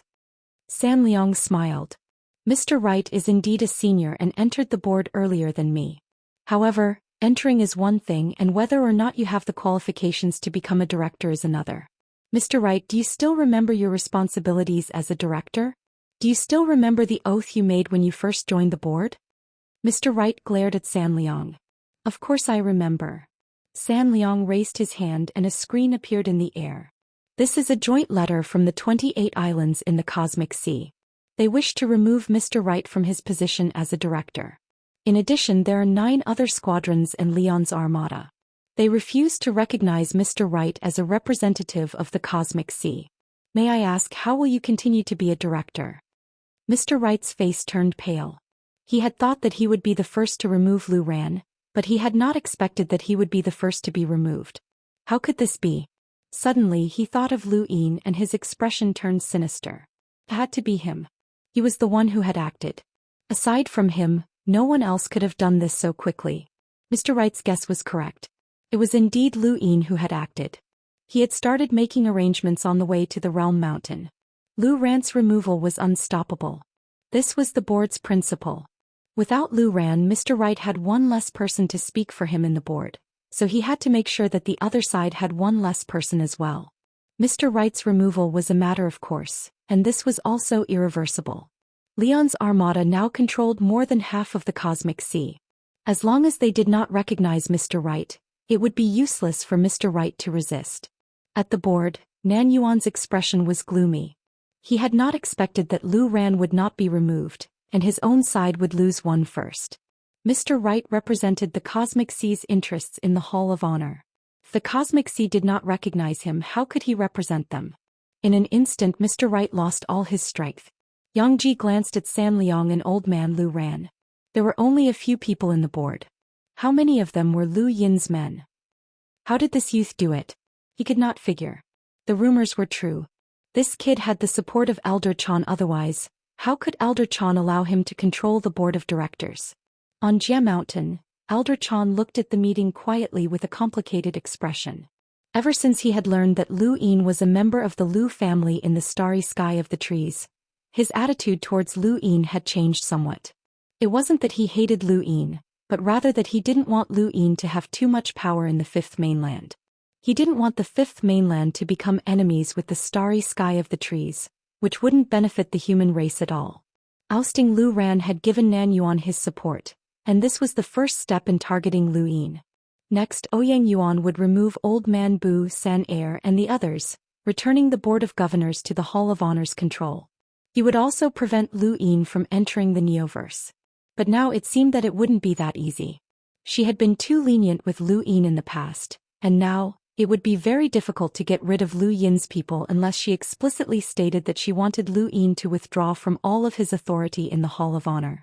However, doing so would be tantamount to falling out with Lu Yin. He didn't care much about Lu Yin. Although this kid had a high chance of becoming a progenitor, he didn't have the ability to threaten Elder Chan at the moment.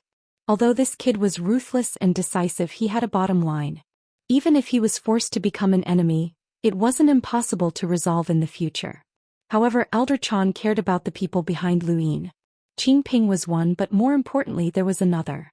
When he thought of that person, Elder Chan sighed. He didn't have the courage to make an enemy out of that person. He couldn't see through that person no matter what. Elder Chan, behind him, Shangqing, Lei Nu and Xu Jing walked out and bowed respectfully. These people were the elites of the Hall of Honor's younger generation. They were the Hall of Honor's core members and represented the future of the organization. Shangqing in particular, was a user of the Three Suns' ancestral qi. When she matured, she could become a peerless powerhouse like progenitor Qin. He alone was enough to suppress all of his peers in the Sixth Mainland. What do you all think of Lu Yin? Elder Chan asked. Xu Jing was surprised. Although they were core members, they were still too young to participate in the Hall of Honor's decisions. Why were they being asked about Lu Yin?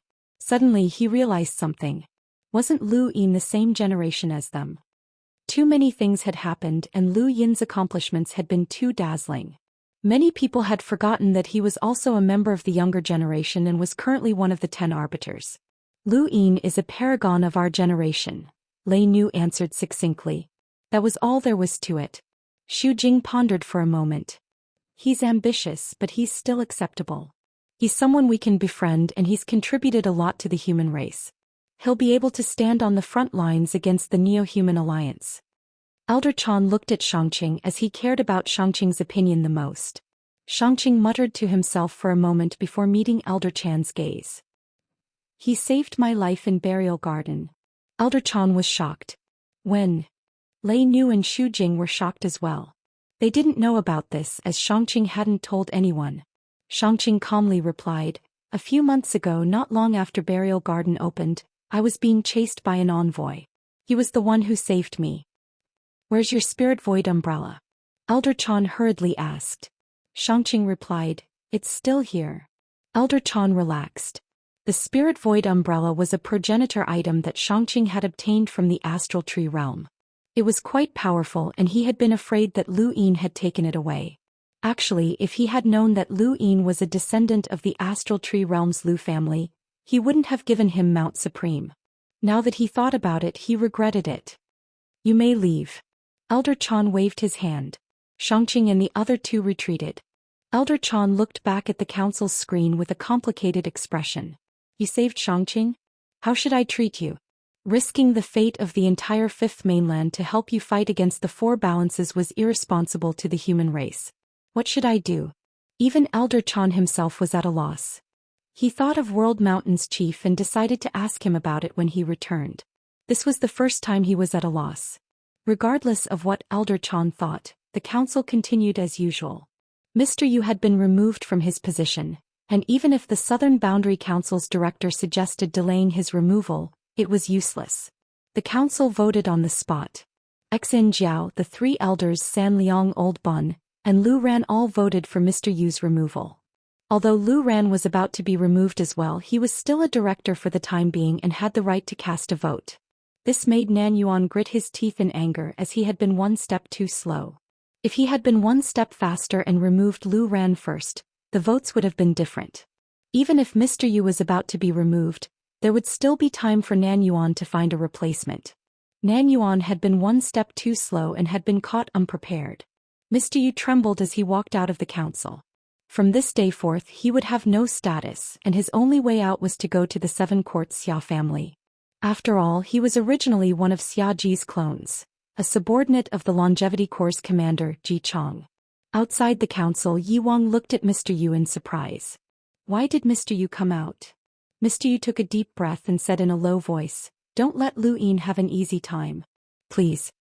He then bowed deeply. Yi Wang was smart enough to guess what was going on. It was only a matter of time before Mr. Yu was removed from his position.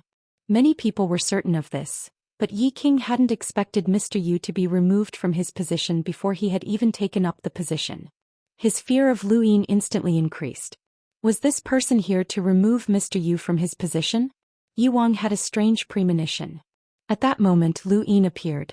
Mr. Yu looked at Lu Yin with a venomous gaze, but he didn't dare to show it. He lowered his head and walked off in another direction. He didn't want Lu Yin to see his venomous gaze as he was afraid that he would be killed. He didn't doubt that Lu Yin had the strength to kill him in the glory realm.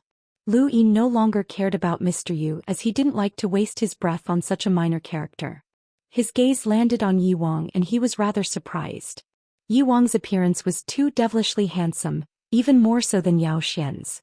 He also looked younger than Lu Yin, which was something that Lu Yin couldn't imagine. There had never been a picture of Yi Wang on the internet.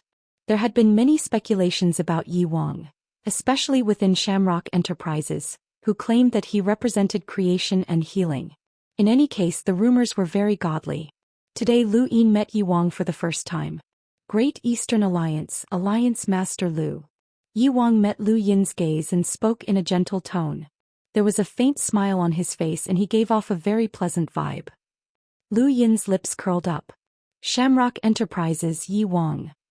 Long time no see, Alliance Master Lu. Yi Wang smiled.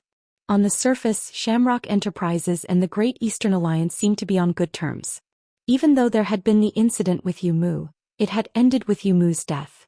Shamrock Enterprises had been providing assistance to the Great Eastern Alliance, and Xianxia and Balsam had been discussing the purchase of astral source pills as well as researching immortality. Lu Yin stepped forward. I've heard of Yi Wang's name too many times and I've always wanted to meet you in person.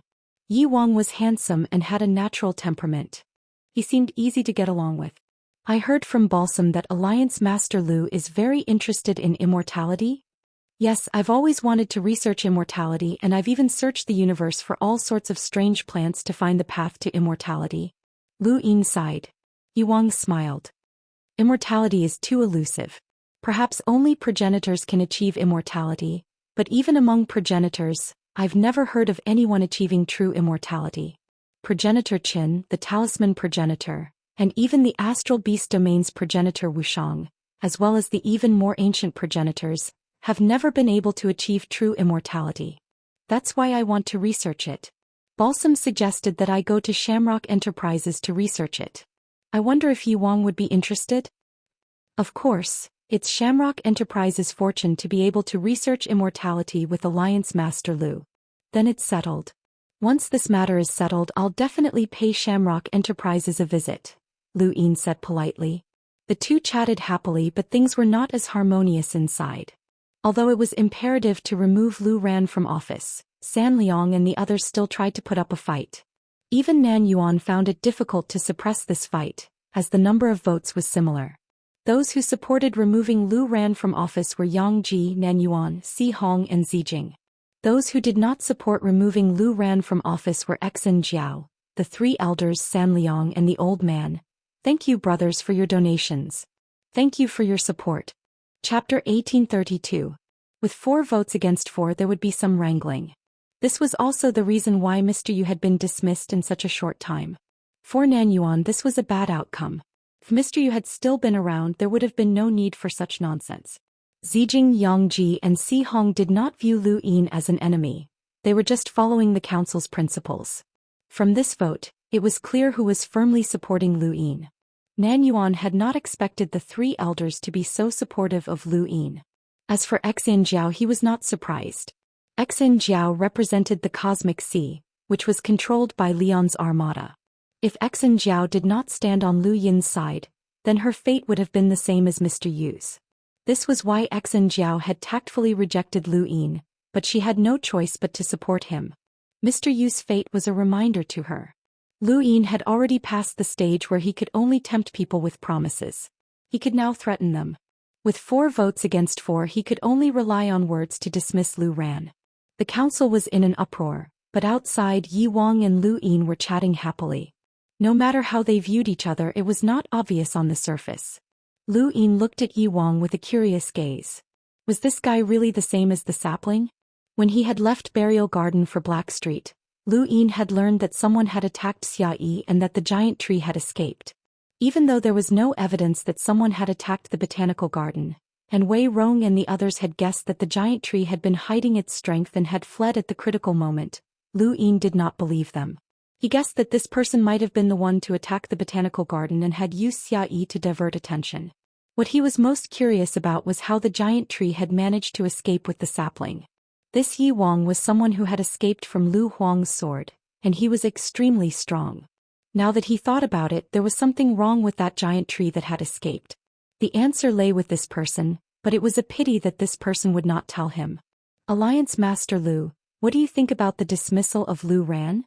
Yi Wang suddenly asked, his devilishly handsome face beaming at Lu Yin. It was impossible to tell what he was thinking. Lu Yin did not mind. This is a matter for the council. It has nothing to do with me. Then why is Alliance Master Lu here? Yi Wang did not understand. Lu Yin faced Yi Wang and smiled brilliantly. I'm here to replace Lu Ran as the new director. Yi Wang's face paled. At the same time, the board of directors finally reached an agreement to dismiss Lu Ran and appoint someone from the Innerverse as the new director. Lu Ran walked out of the board of directors like Mr. Yu, but she wasn't as desperate and helpless as Mr. Yu. He bowed deeply to Lu Yin. Lu Yin nodded and Lu Ran left with a relaxed expression. He actually didn't feel comfortable being a director. He was just a puppet of the sword sect and only Lu Qianjue could make all the decisions. He was just a mouthpiece. Now that he had been removed from his position as a director, he had received a large amount of compensation from the Great Eastern Alliance. After he returned to the sword sect, his status was also extremely high. He could be considered to have retired. The new director must have the support of many parties in the Innerverse, as he has great influence in the Innerverse. I propose that Shamrock Enterprises' Leaf King take over as the new director. Does anyone have any objections? Nan Yuan asked from within the board of directors. This was something that everyone already knew. The Innerverse Great Eastern Alliance was one of the largest organizations in the Innerverse. If they wanted to find a director outside of the Great Eastern Alliance, then they could only go to Shamrock Enterprises. This was the only choice that Nan Yuan and the others had to make. Mr. Yu and Yi Wang were in similar situations. The Innerverse was controlled by Leon's Armada, while the Innerverse was controlled by the Great Eastern Alliance. However, one was a stray dog while the other controlled Shamrock Enterprises. Their influence was great and they both had the qualifications to become directors. If Mr. Yu had great influence in the Cosmic Sea, then even without the Longevity Squadron he wouldn't have been dismissed so easily. Xin Jiao was a good example. No one had proposed to dismiss her. Even if Lu Yin wanted to, he would have to use some methods. Sen Er looked up. Since Director Nan Yuan has proposed a candidate, then I'll propose one as well. The Great Eastern Alliance's Alliance Master Lu Yin. Nan Yuan's expression changed. What did you say? San Er said, I propose that the Great Eastern Alliance's Alliance Master Lu Yin take over Lu Ran as the new director. Seconded, Old Man Bu said. Seconded, Third Elder said. Seconded, Xin Jiao said. Nan Yuan's expression turned ugly. Lu Yin is the Great Eastern Alliance's Alliance Master. How can he become a director? Yang Ji raised an eyebrow. What do you mean? The Great Eastern Alliance's Alliance Master can't become a director? Then what about me, the Master of the World of Radiance? Nan Yuan hurriedly explained, Director Yang Ji, that's not what I meant. Yang Ji snorted. Seconded. Nan Yuan anxiously said, Director Yang Ji, you dash. Seconded. On the other side, Zijing also spoke up. Nan Yuan's eyes changed. 5 people had already agreed to let Lu Yin become a director. Even if Si Hong disagreed, it would be useless. Seconded, Si Hong said. His opinion was no longer important.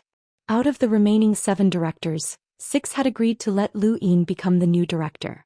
Nan Yuan was powerless to change the situation. San Er smiled and looked at Nan Yuan. Director Nan Yuan, it's your turn. Do you agree that the Great Eastern Alliance's Alliance Master Lu Yin will become the new director? Nan Yuan's gaze turned vicious and he gritted his teeth. I don't agree. San Er was pleased. All right, 6 votes in favor and 1 against. From this day forth, Lu Yin will become the new director. Let us welcome the new director. The moment he spoke, the door opened and the person standing guard outside was Li Shi. He had seen Mr. Yu leave dejectedly, and he had also seen Lu Yin's actions in the board of control. When Lu Yin walked past Li Shi bowed deeply. Welcome, director.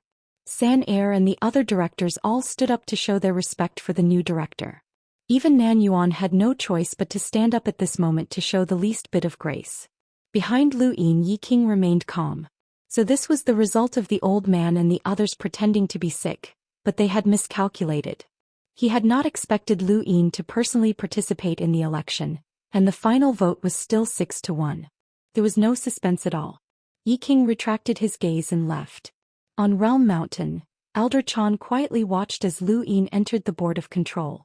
Someone walked over from behind him. Reporting to Elder Chan, Mr. Wright of the board of control, Lu Ran has been dismissed. The new director will be the Alliance Master of the Great Eastern Alliance, Lu Yin. What do you think of Lu Yin? Elder Chan asked.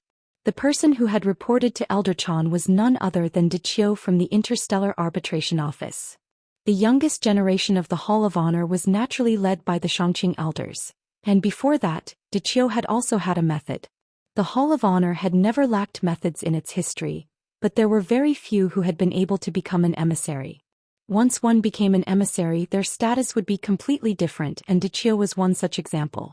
Dichio had already been recognized as the fourth presiding judge, and Elder Chan valued him greatly. Aside from the Xianxia elders, Dichio was the expert that Elder Chan valued the most among the younger generation. Luyin? Dichio was astonished. Elder Chan asked. You once traveled with Luyin. What do you think of him? Dichio did not even think about it before answering seriously. Luyin is my friend, and he was the one who helped me break through to become an emissary. Without him I would not be where I am today. He is my benefactor. Elder Chan was speechless as he realized that he had asked for nothing. Both the Xianxia elders and Dichio viewed Luyin as their benefactor, so how was he supposed to ask? The Xianxia elders and Dichio represented the future of the Hall of Honor, and both of them were close to Luyin. How was he supposed to treat Luyin? Furthermore, the head judge, Qing Ping, was Lu Yin's senior. At this moment, Elder Chan was somewhat exhausted. He had never thought that there would come a day when he would lose control of the Hall of Honor, but that day had still come. Even if he suppressed Luyin now, it would be useless. In the future, this person would still be able to reach the peak. He had that kind of charisma and ability, and Luyin was also a treasure of the Lockbreaker Society. That old fellow Xiao Ming also praised him greatly. You may leave, Elder Chan said tiredly. Dichio did not understand and he slowly retreated. Some people had to be stopped early or else it would be too late. Luyin was a classic example. No one knew that even Elder Chan could not stop Luyin now as his influence was too great. Luyin sat down in the board of directors feeling rather curious. I thought that you guys would hold your board of directors in some special place. This place seems rather ordinary. Sam Liang smiled. When the Hall of Honor was first established, the board of directors held its first meeting here. This place has a special meaning to the Hall of Honor. Alliance Leader Lu, I might have to call you Director Lu from now on, huh? Yang Ji laughed. Luyin smiled. Director Lu doesn't sound nice. Just call me Brother Lu. It sounds more intimate. Alright, Brother Lu is still the same. Yang Ji smiled cheerfully, but only he knew what he was thinking. Luyin had contacted them on his way to the World Mountain. He had threatened Yang Ji with the gifts he had given him in the past, which had left Yang Ji helpless. If this matter were to spread, it would be a huge blow to Yang Ji, which was why Yang Ji had been willing to support Luyin. However, this would only happen once. Luyin did not care. Regardless of whether or not Yang Ji supported him in the future, he still had people who supported him in the board of directors. I haven't seen you in a while. Brother Lu looks even more spirited. Zijing smiled. Luyin smiled. Of course. You're also becoming more and more beautiful. Zijing laughed. Brother Lu is still so humorous. How about you come to my place for a cup of tea after the board of directors ends? Sure. I have some good tea at my place as well, third elder said, beaming at Luyin. It was impossible to tell that he was being controlled. Luyin nodded at him. Ever since Luyin had entered, the atmosphere of the board of directors had changed. It was no longer solemn but more like a place to chat and drink tea. Nan Yuan stared coldly at Luyin, but he was powerless to do anything. Aside from him, none of the other directors dared to offend Luyin, even if they did not stand on his side. Luyin suddenly looked at Nan Yuan. Director Nan Yuan, do you have anything else to discuss? This is my first time as a director, so I'm quite curious. Nan Yuan's expression changed and he replied, I don't have anything else to discuss. Does Alliance Leader Lu have anything to discuss? You can bring it up. Luyin smiled. I do. He then looked around. The board of directors must have 9 directors. Otherwise, there will be a situation of 4 votes against 4 votes. Everyone has already experienced this situation. It's a waste of time and energy, so I suggest that Lei Qingqing be the new director to fill in the board of directors. Chapter 1833. I object, Nan Yuan immediately said as he stared at Luyin. Director Lu, you've just been appointed, so you might not be clear about how the board operates. You should wait for a while before proposing a director. Luyin met Nan Yuan's gaze. Is Director Nan Yuan doubting my choice? That's right. Nan Yuan did not hide anything. He represented the 7 court Xia family and did not care about Luyin at all. Even if Luyin had the support of the majority of the board, he could not kick Nan Yuan out of the board. Elder Chan would not allow it either, or it would be difficult to explain to the seven courts. Nan Yuan had the confidence to face Lu Yin head-on. "Director Nan Yuan, do you know who Lei Qingqing is?" Lu Yin asked, amused. He was certain that Nan Yuan did not know who Lei Qingqing was. It was not just Nan Yuan. The others did not know who she was either. This was the first time they had heard of her name. Nan Yuan was certain. "I don't know." He then looked at Yang Ji, Si Hong and the rest. "Does anyone else know?" They all shook their heads and looked at Lu Yin blankly. Nan Yuan sneered. "A director represents the interests of an entire region. How can someone who doesn't know anyone become a director?" "Lei Qingqing, big sis of Leon's armada. She's the leader of the mercenary group. Her real name is Lei Qingqing," Xianxia slowly said. Lu Yin had forgotten that Xianxia was someone from the Cosmic Sea, and she would naturally know some of the influential people in the Cosmic Sea. However, aside from Xianxia, no one else knew of Lei Qingqing. Even a portion of the people in Leon's armada did not know of Lei Qingqing's name. Nobody knew who Lei Qingqing was, but the title Big Sis was not unfamiliar to them. It was because of this title that Lu Yin had come to be. "So she's an interstellar pirate. When did an interstellar pirate qualify to become a director?" Nan Yuan mocked. Lu Yin calmly replied, "She's a mercenary, an interstellar mercenary group. Big Sis's mercenary group is officially registered." He looked at Nan Yuan. "Director Nan Yuan, you're insulting a mercenary group as an interstellar pirate. This will incur the displeasure of the Mercenary Association." Nan Yuan's gaze turned vicious and he leaned forward slightly. "Big Sis's mercenary group belongs to Leon's armada. Everyone should know the group's status." "Oh? What's your identity? Tell me," Lu Yin grinned. Nan Yuan was just about to say interstellar pirates when he suddenly paused. There was no evidence to prove that Leon's armada was an interstellar pirate. Everyone knew that Heizage Leon was the pirate king, but who had concrete evidence to accuse him?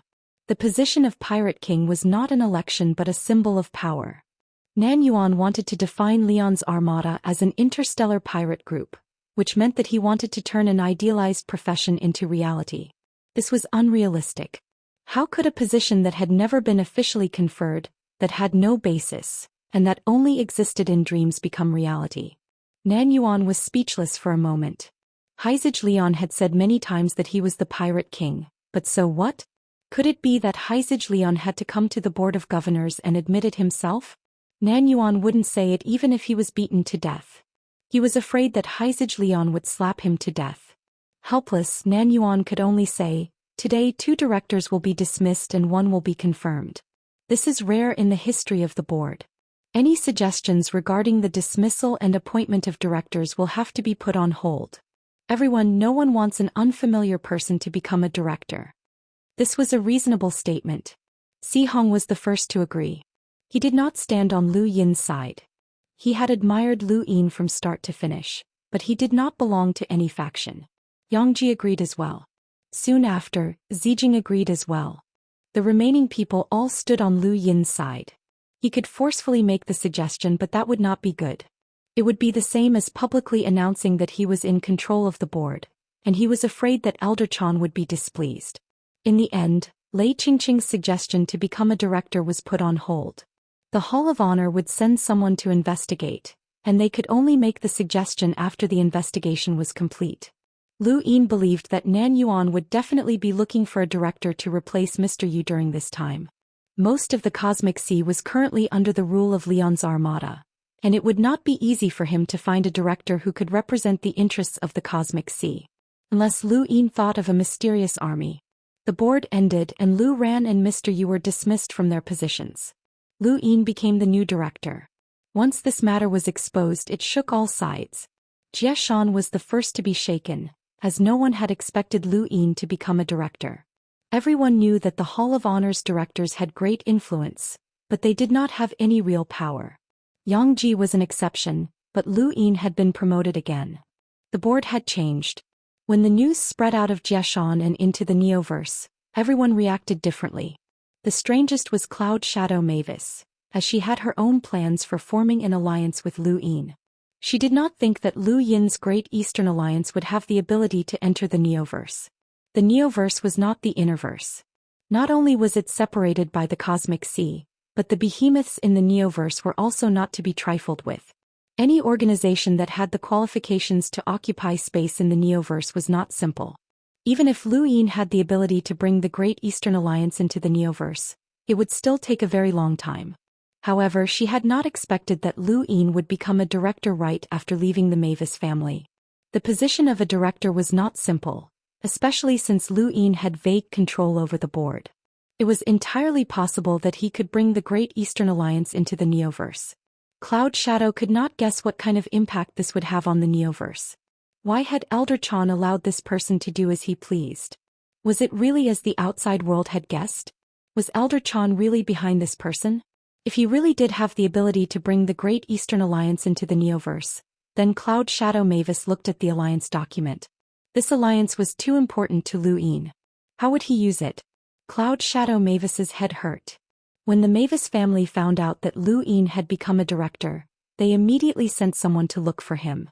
Even if we knew that he would become a director, we still had to form an alliance. We had to take this step, Cloud Shadow Mavis said resolutely to the many Mavis family members. After becoming a director, the first thing Lu Yin wanted to do was visit Elder Chan, but he found out that the elder was in seclusion. He did not know if Elder Chan did not want to see Lu Yin.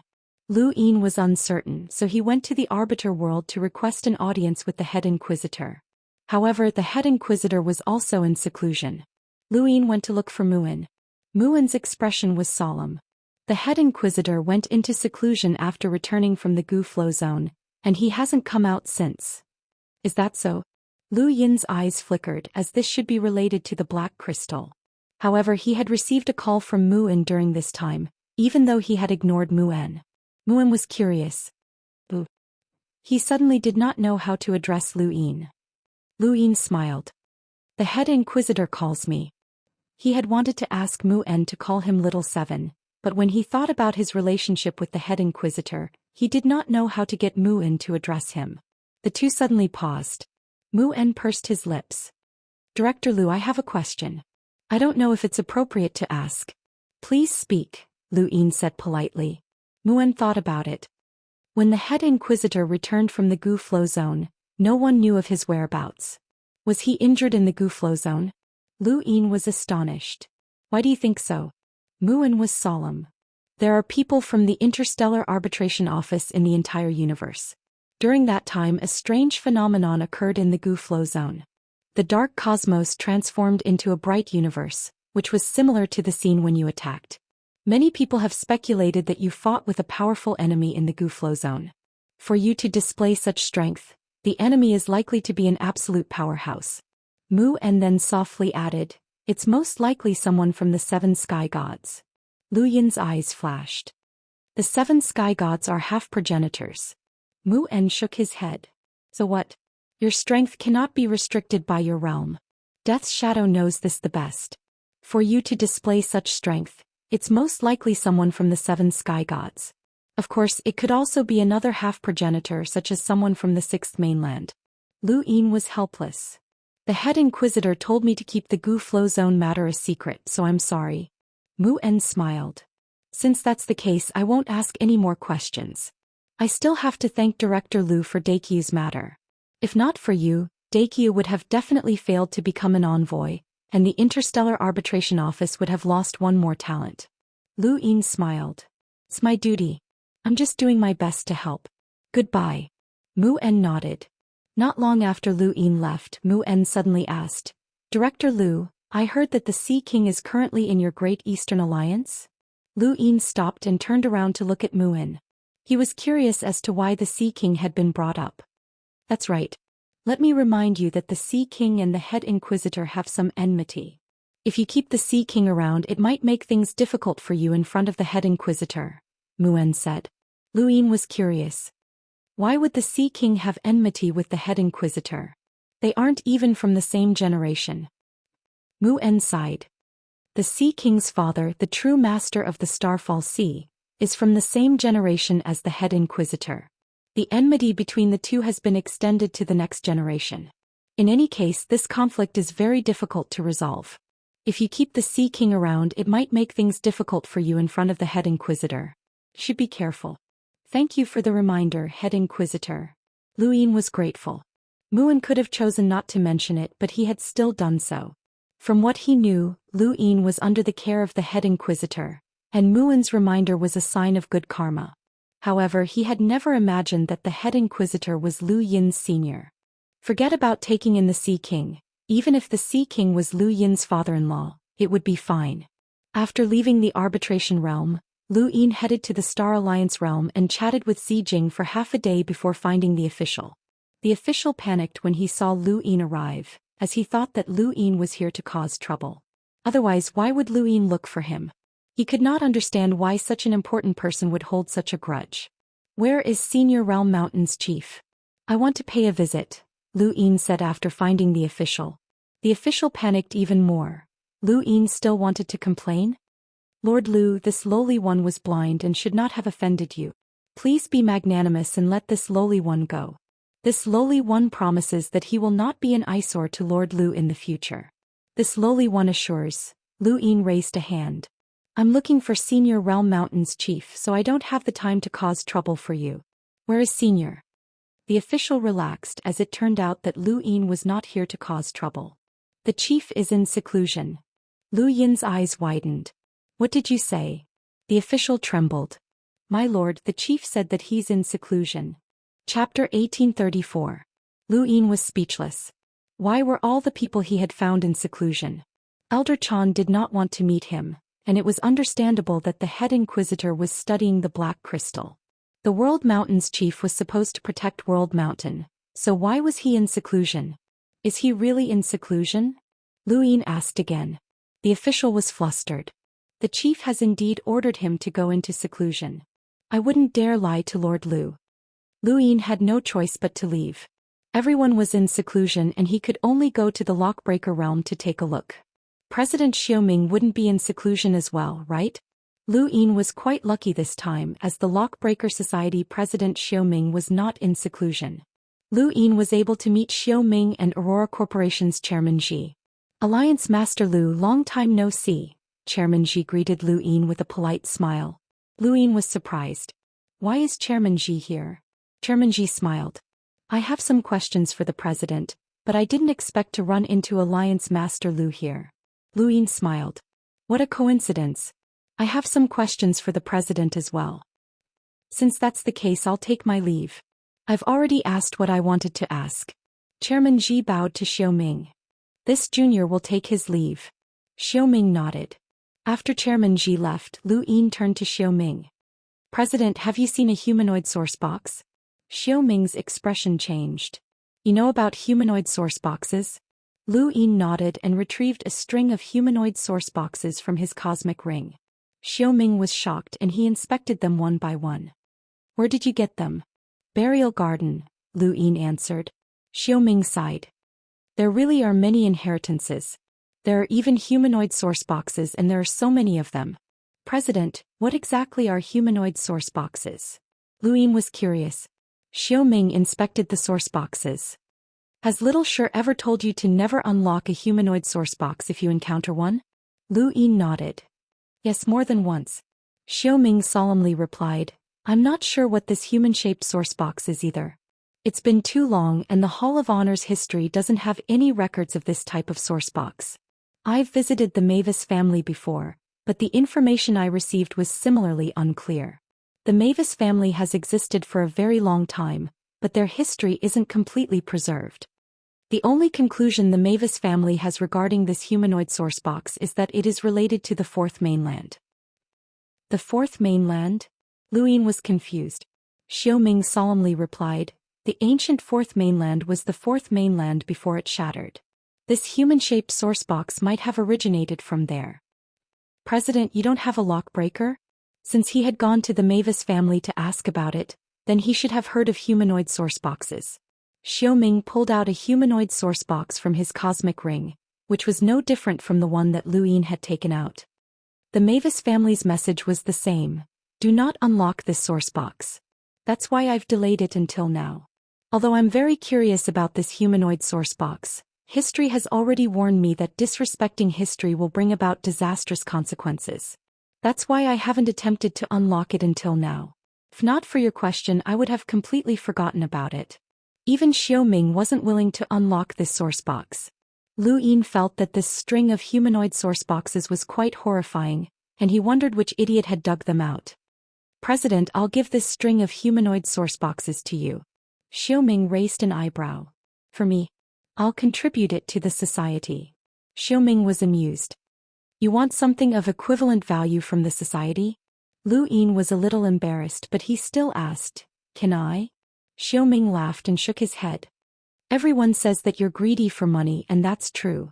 You should be happy that I'm giving you some star essence. Lu Yin's expression changed. I'm not a greedy person. I don't want the star essence. Xiaoming was astonished. You don't want the star essence? He thought that he had misheard. Who in the universe didn't know that Lu Yin was greedy? How had he changed? Lu Yin answered seriously, I'm focused on cultivation, so how could I be greedy? These are just rumors spread by those who are hostile to me. President, please don't believe them. If that's the case, then I'll give you a source box of equivalent value? Xiaoming was uncertain. Lu Yin was a little embarrassed. Is there anything else? Like true insight or something? Xiaoming was speechless. You want to exchange a string of useless humanoid source boxes for true insight? You're thinking too much. Lu Yin felt awkward. You handed over a page of true insight before, and that was quite thoughtful of you. It's a pity that you're still missing a few pages out of the 36. Otherwise, I could have lent you a page to study, Xiaoming said. Lu Yin rubbed his cosmic ring. He had 5 pages of true insight, but they were too difficult to comprehend. In the end, Lu Yin used the string of humanoid source boxes to obtain some rare materials from Xiaoming. He couldn't understand the uses of these materials, and from Xiaoming's expression, it seemed like he couldn't recognize them either. Lu Yin suddenly felt like he had suffered a loss. But it didn't matter. The humanoid source boxes were useless to him anyway, so he might as well give them to Xiaoming. When it came to lockbreaking, Lu Yin was far from being as professional as Xiaoming. Lu Yin didn't run into the Qishir duo, but he did run into Director Zhi outside the lockbreaker world. It seemed that Director Zhi was waiting for him. Alliance Master Lu, we agreed to work together last time, but we haven't done so yet. Director Zhi spoke politely as he wanted to obtain some rare materials through Lu Yin. Lu Yin had always been paying attention to the Aurora Corporation, and he was waiting for the microarray technology to be developed. There's plenty of time.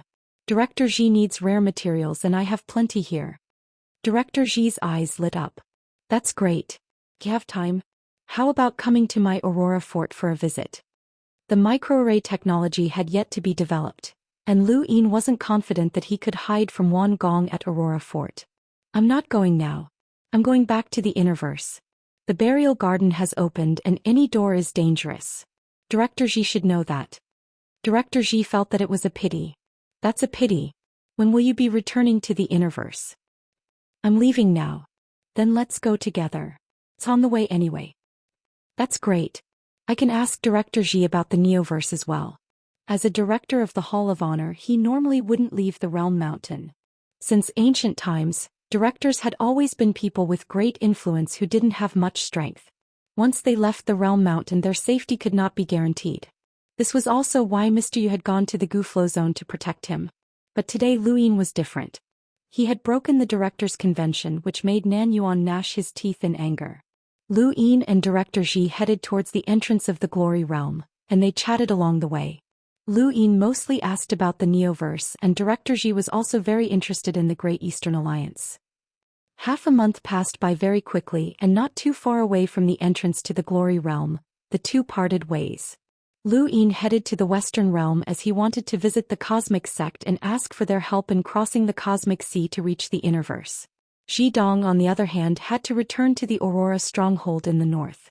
Before they parted, Lu Yin suddenly asked, Director Zhi, what do you think of the Sirius sect? Director Zhi didn't understand. Why do you ask? The Sirius sect is a colossus in the Neoverse, but it's quite far from my Aurora fort, so I don't know much about them. I'm just asking. Lu Yin didn't elaborate. Lu Yin fell into deep thought as he watched Director Zhi's departing figure. Wan Gong had mentioned that there was someone in the Aurora Corporation who knew the Sirius Gong, and Lu Yin had taken note of that. He had asked San Liang to contact Wan Gong and secretly investigate the connection between the two, but he had been unable to find anything. This time he had used the opportunity of going to the serious sect to test the waters, but Director Xi's behavior had been normal. Could it have been a coincidence? Or had Wan Gong made a mistake? After leaving the Glory Realm, Lu Yin boarded a spacecraft and headed towards the serious sect in the Western Realm. Along the way his gadget beeped and Lu Yin glanced at it. Was it from a city? There's someone here.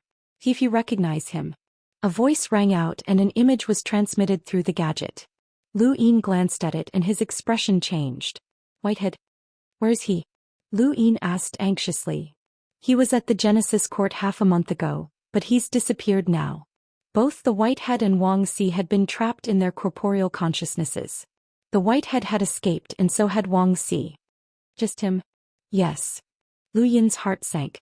The Whitehead had appeared at the Genesis Court and disappeared, so he should have returned to the astral tree. Then what about Wang Xi? You didn't miss anyone? Lu Yin asked again to confirm. Absolutely not. He was the only one who appeared at the Genesis Court. You told us to keep an eye on the Genesis Court, but this person's cultivation is extremely strong and unfamiliar. That's why we contacted you. Why didn't you tell me earlier? Lu Yin's tone was gloomy, and his expression was ugly. If Wang Xi had appeared at the Genesis Court half a month ago, then that meant that she had been free for more than 15 days. 15 days was difficult for a normal person to travel from one city to another, but for a half-ancestor, that was enough time to travel across the universe.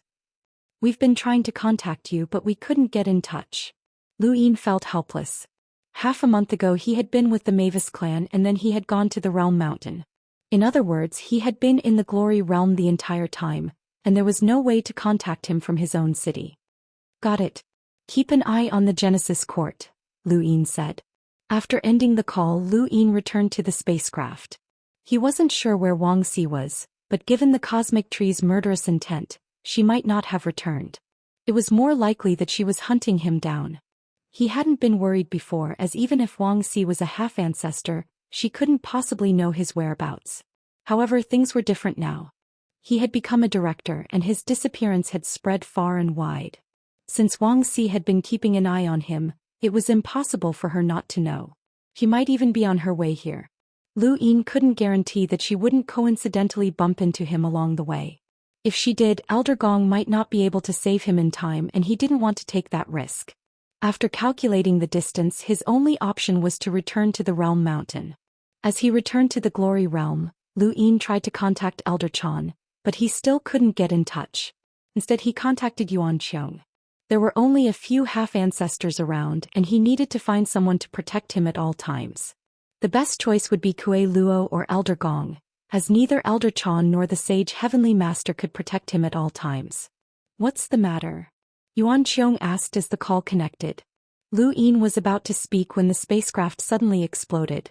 Before he could react, he felt the world splitting apart and he lost consciousness. A figure walked out of the void, grabbed him and left. Chapter 1835. In the Sirius sect, the call ended and Yuan Qiong suddenly stood up. Not good, something had happened. He quickly went to find Elder Gong. After an unknown amount of time, a sharp pain woke him up on a barren planet. He opened his eyes and saw a hurricane that covered the sky. There was also an endless yellow tornado slowly approaching him from the distance. What's going on? Why am I here? Lu Yin's mind raced as he tried to recall what had happened. Red stained the ground and Lu Yin looked down and saw blood flowing from his right leg. He had been injured and that was where the pain had come from. Unbelievable, a cold and hoarse voice spoke up from behind him. Lu Yin remained sprawled on the ground, staring at his bleeding right leg without moving. Someone was here. He had contacted the Sirius sect while in outer space, but he had just spoken to Yuan Qiong when he had fainted. An absolute powerhouse had attacked him. With his strength, only someone with a power level of at least 800,000 or even 900,000 would be able to silently knock him out. Although he could not defeat someone with a power level of 700,000, he could still resist. If he had faced someone like Tsang Zhou, then he would have been able to fight back. However, the person behind him had not even given him the chance to retaliate, and he did not even know how he had been knocked out. Who was this person? The voice was unfamiliar. You're an enlighter, but your body is stronger than an ordinary emissary with a power level of 600,000. That's unbelievable.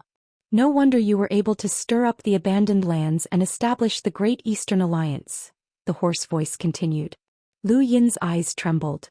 The abandoned lands was what the Astral Tree Society called the Fifth Mainland. Still playing dead? Lu Yin felt an intense pain in his left leg as blood flowed down the ground. In the distance, a tornado that connected the sky and the earth flew through the air. Above his head, the sky seemed to be collapsing as it pressed down. Lu Yin moved his fingers and slowly sat up. He turned around and saw a blurry figure. He could not tell who it was, whether it was a man or a woman or whether it was fat or thin. He could not tell anything apart from a blurry figure that seemed to be covered by some sort of power. Lu Yin's pupils transformed into runes as he stared at the figure. What he saw was rune lines at the level of an ordinary emissary, which probably had a power level of less than 600,000. Impossible, an emissary with such a power level could not suppress him like this. Who are you? Lu Yin asked cautiously. The figure faced Lu Yin. It's time to end this, Lu Xian. Lu Yin's expression changed and he gritted his teeth. From the starry sky of trees? Who is it? Even if you want me to die, at least let me know who killed you. There's no need for a dead person to know so much. The blurry figure then brandished his right arm like a blade, instantly slicing through the void, the earth, and even the existence that might have been a planet. The stifling pressure exposed Lu Yin to the blade, and even his skin started to crack. An unparalleled sharpness descended, a power that Lu Yin had never experienced before. Subconsciously, the star Luo chessboard appeared under his feet and he moved. Against an emissary, Lu Yin's only means of resistance were his physical strength, spiritual force, domain and battle force.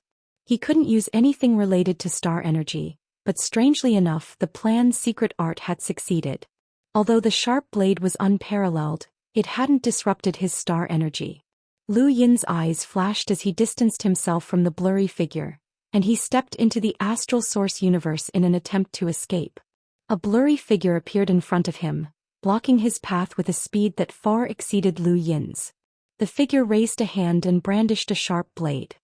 The rune lines contained within the blade exceeded 700,000 power levels, even though the figure clearly only had a power level of around 600,000.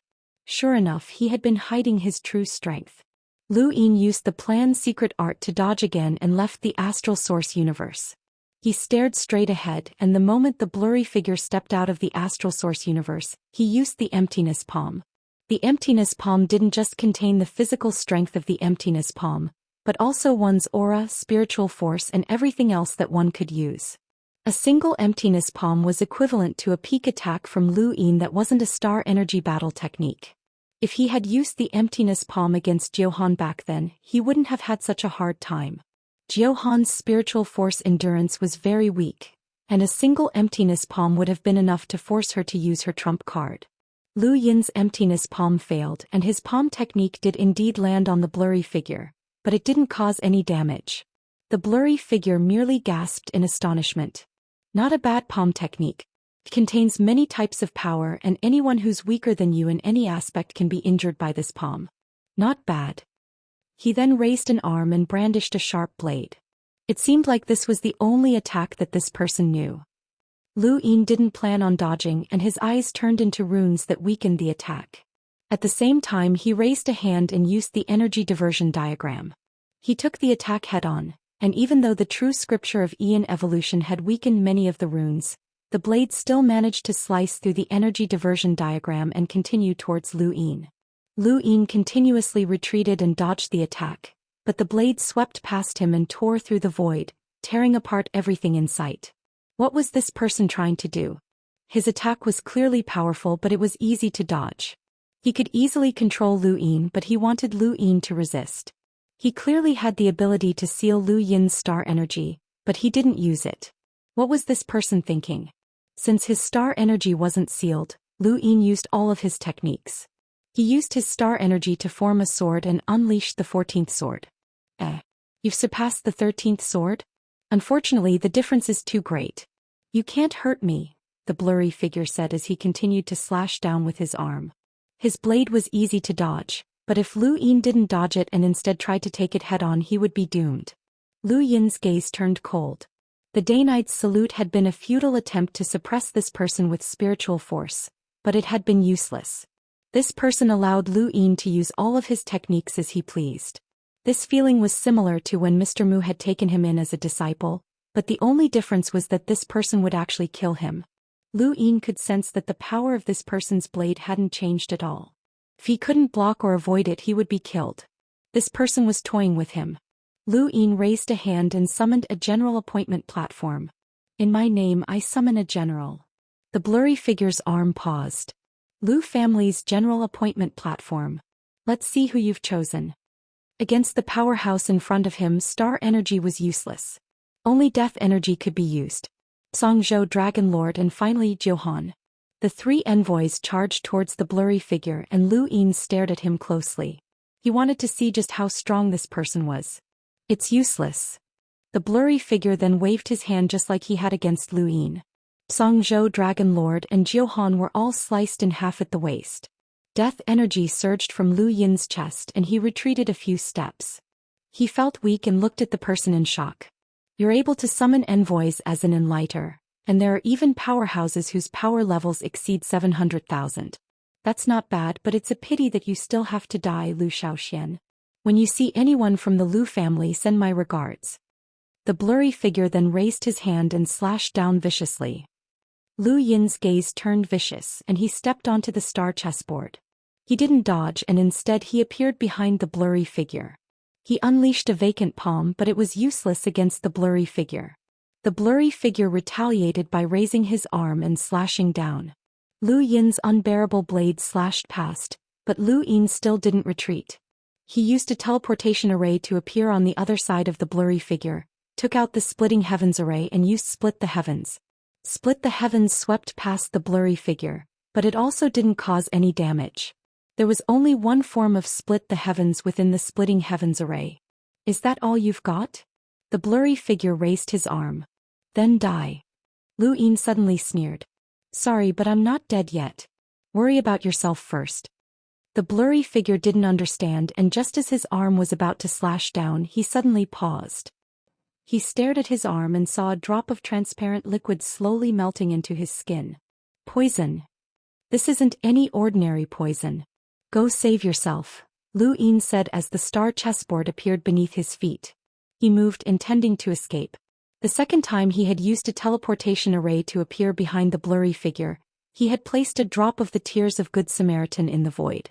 When the blurry figure turned around to attack Lu Yin, he had coincidentally raised his arm to touch the Tears of Good Samaritan, which was within Lu Yin's expectations. This person was too confident, and every time he attacked, the angle of his arm would be the same, which made it clear that he didn't care about Lu Yin at all. The Tears of Good Samaritan were not colorless and odorless, and anyone who paid close attention would be able to detect it. However, this person didn't seem to care, as he believed that all of his methods had been useless and that he had been poisoned. The Tears of Good Samaritan had been described by Yi Gu as the most potent poison in the Gu flow zone, and it had once killed a powerhouse with a power level of 700,000. Lu Yin had also used his Dai's 3 enhance, so it should be able to kill a powerhouse with a power level of 900,000. Most importantly, he knew that the Tears of Good Samaritan might be similar to the Poison of Life, as they were both developed by the Neo-Human Alliance. Lu Yin's extreme reversal had almost been helpless against this poison, and he had only been able to detoxify it with the primogenitor's scripture. Lu Yin had spent almost 2 billion star essence on this Tears of Good Samaritan. Even if this person had a power level of 1,000,000, they might still be poisoned to death. What Lu Yin needed to do now was to escape as far away as possible.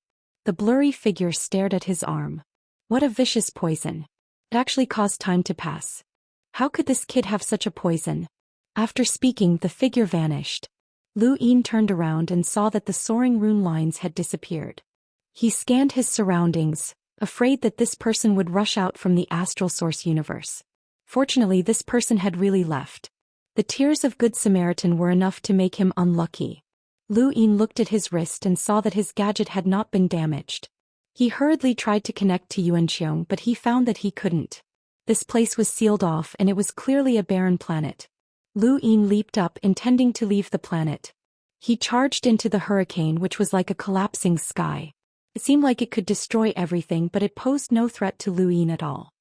He easily passed through the hurricane, and what he saw was not a starry sky but a white haze. He saw several incomparably large pillars, and the land he had just been on was the peak of one of these pillars. Chapter 1836. Lu Yin looked into the distance and saw that the pillars stretched endlessly. At the top of each pillar was a piece of land filled with hurricanes, flames, tsunamis, and other natural disasters. Some of the pillars even had black holes that swallowed everything around them. What was this place? He looked down, but he couldn't see the bottom. The pillars extended out from a white fog, which could be clouds. There might be land or stars below, but what kind of stars could be so big? Lu Yin didn't know where he was, but after thinking about it, he decided to head into the distance. Since he didn't know where he was, he could only follow the direction of the pillars. These pillars were obviously man-made, so perhaps he could leave at the end. In the Neoverse, a spacecraft was steadily heading west with many people aboard. There's someone in space. Are they from the interstellar arbitration? Someone on the spacecraft exclaimed, and it quickly attracted the attention of the entire spacecraft.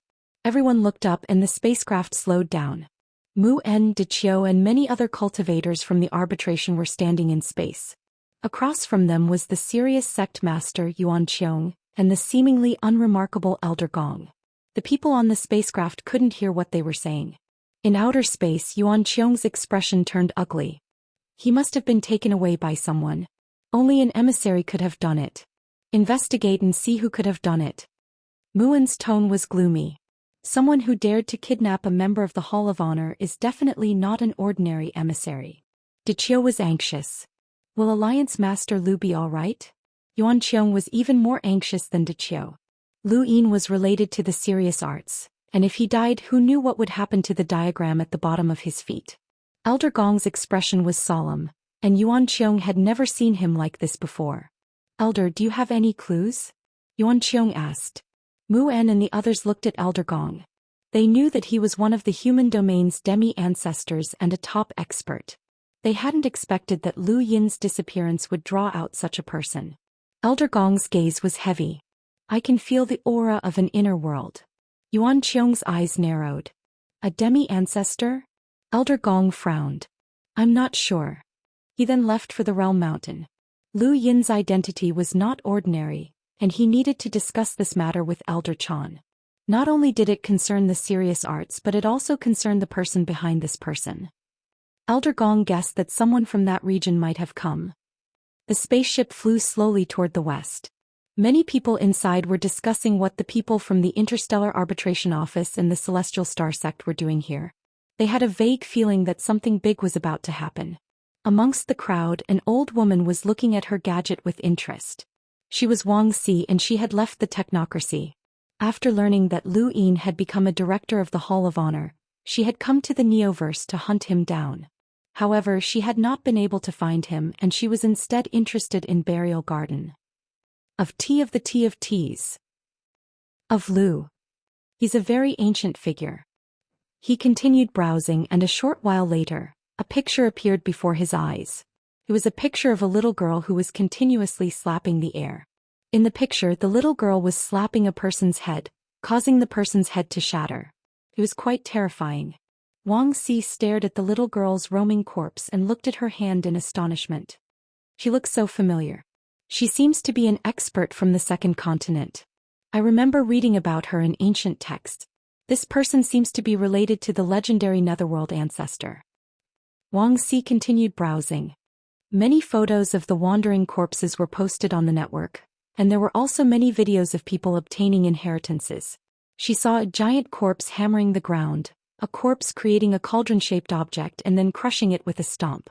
She saw a blind wandering corpse crawling away. There were also photos of people obtaining human blood fruits and power vessels. She even saw photos of tribulation crystals. There were even more legends, and some even claimed to have seen progenitor Qin. Wang Si was shocked. How could there be items from all eras in this burial garden?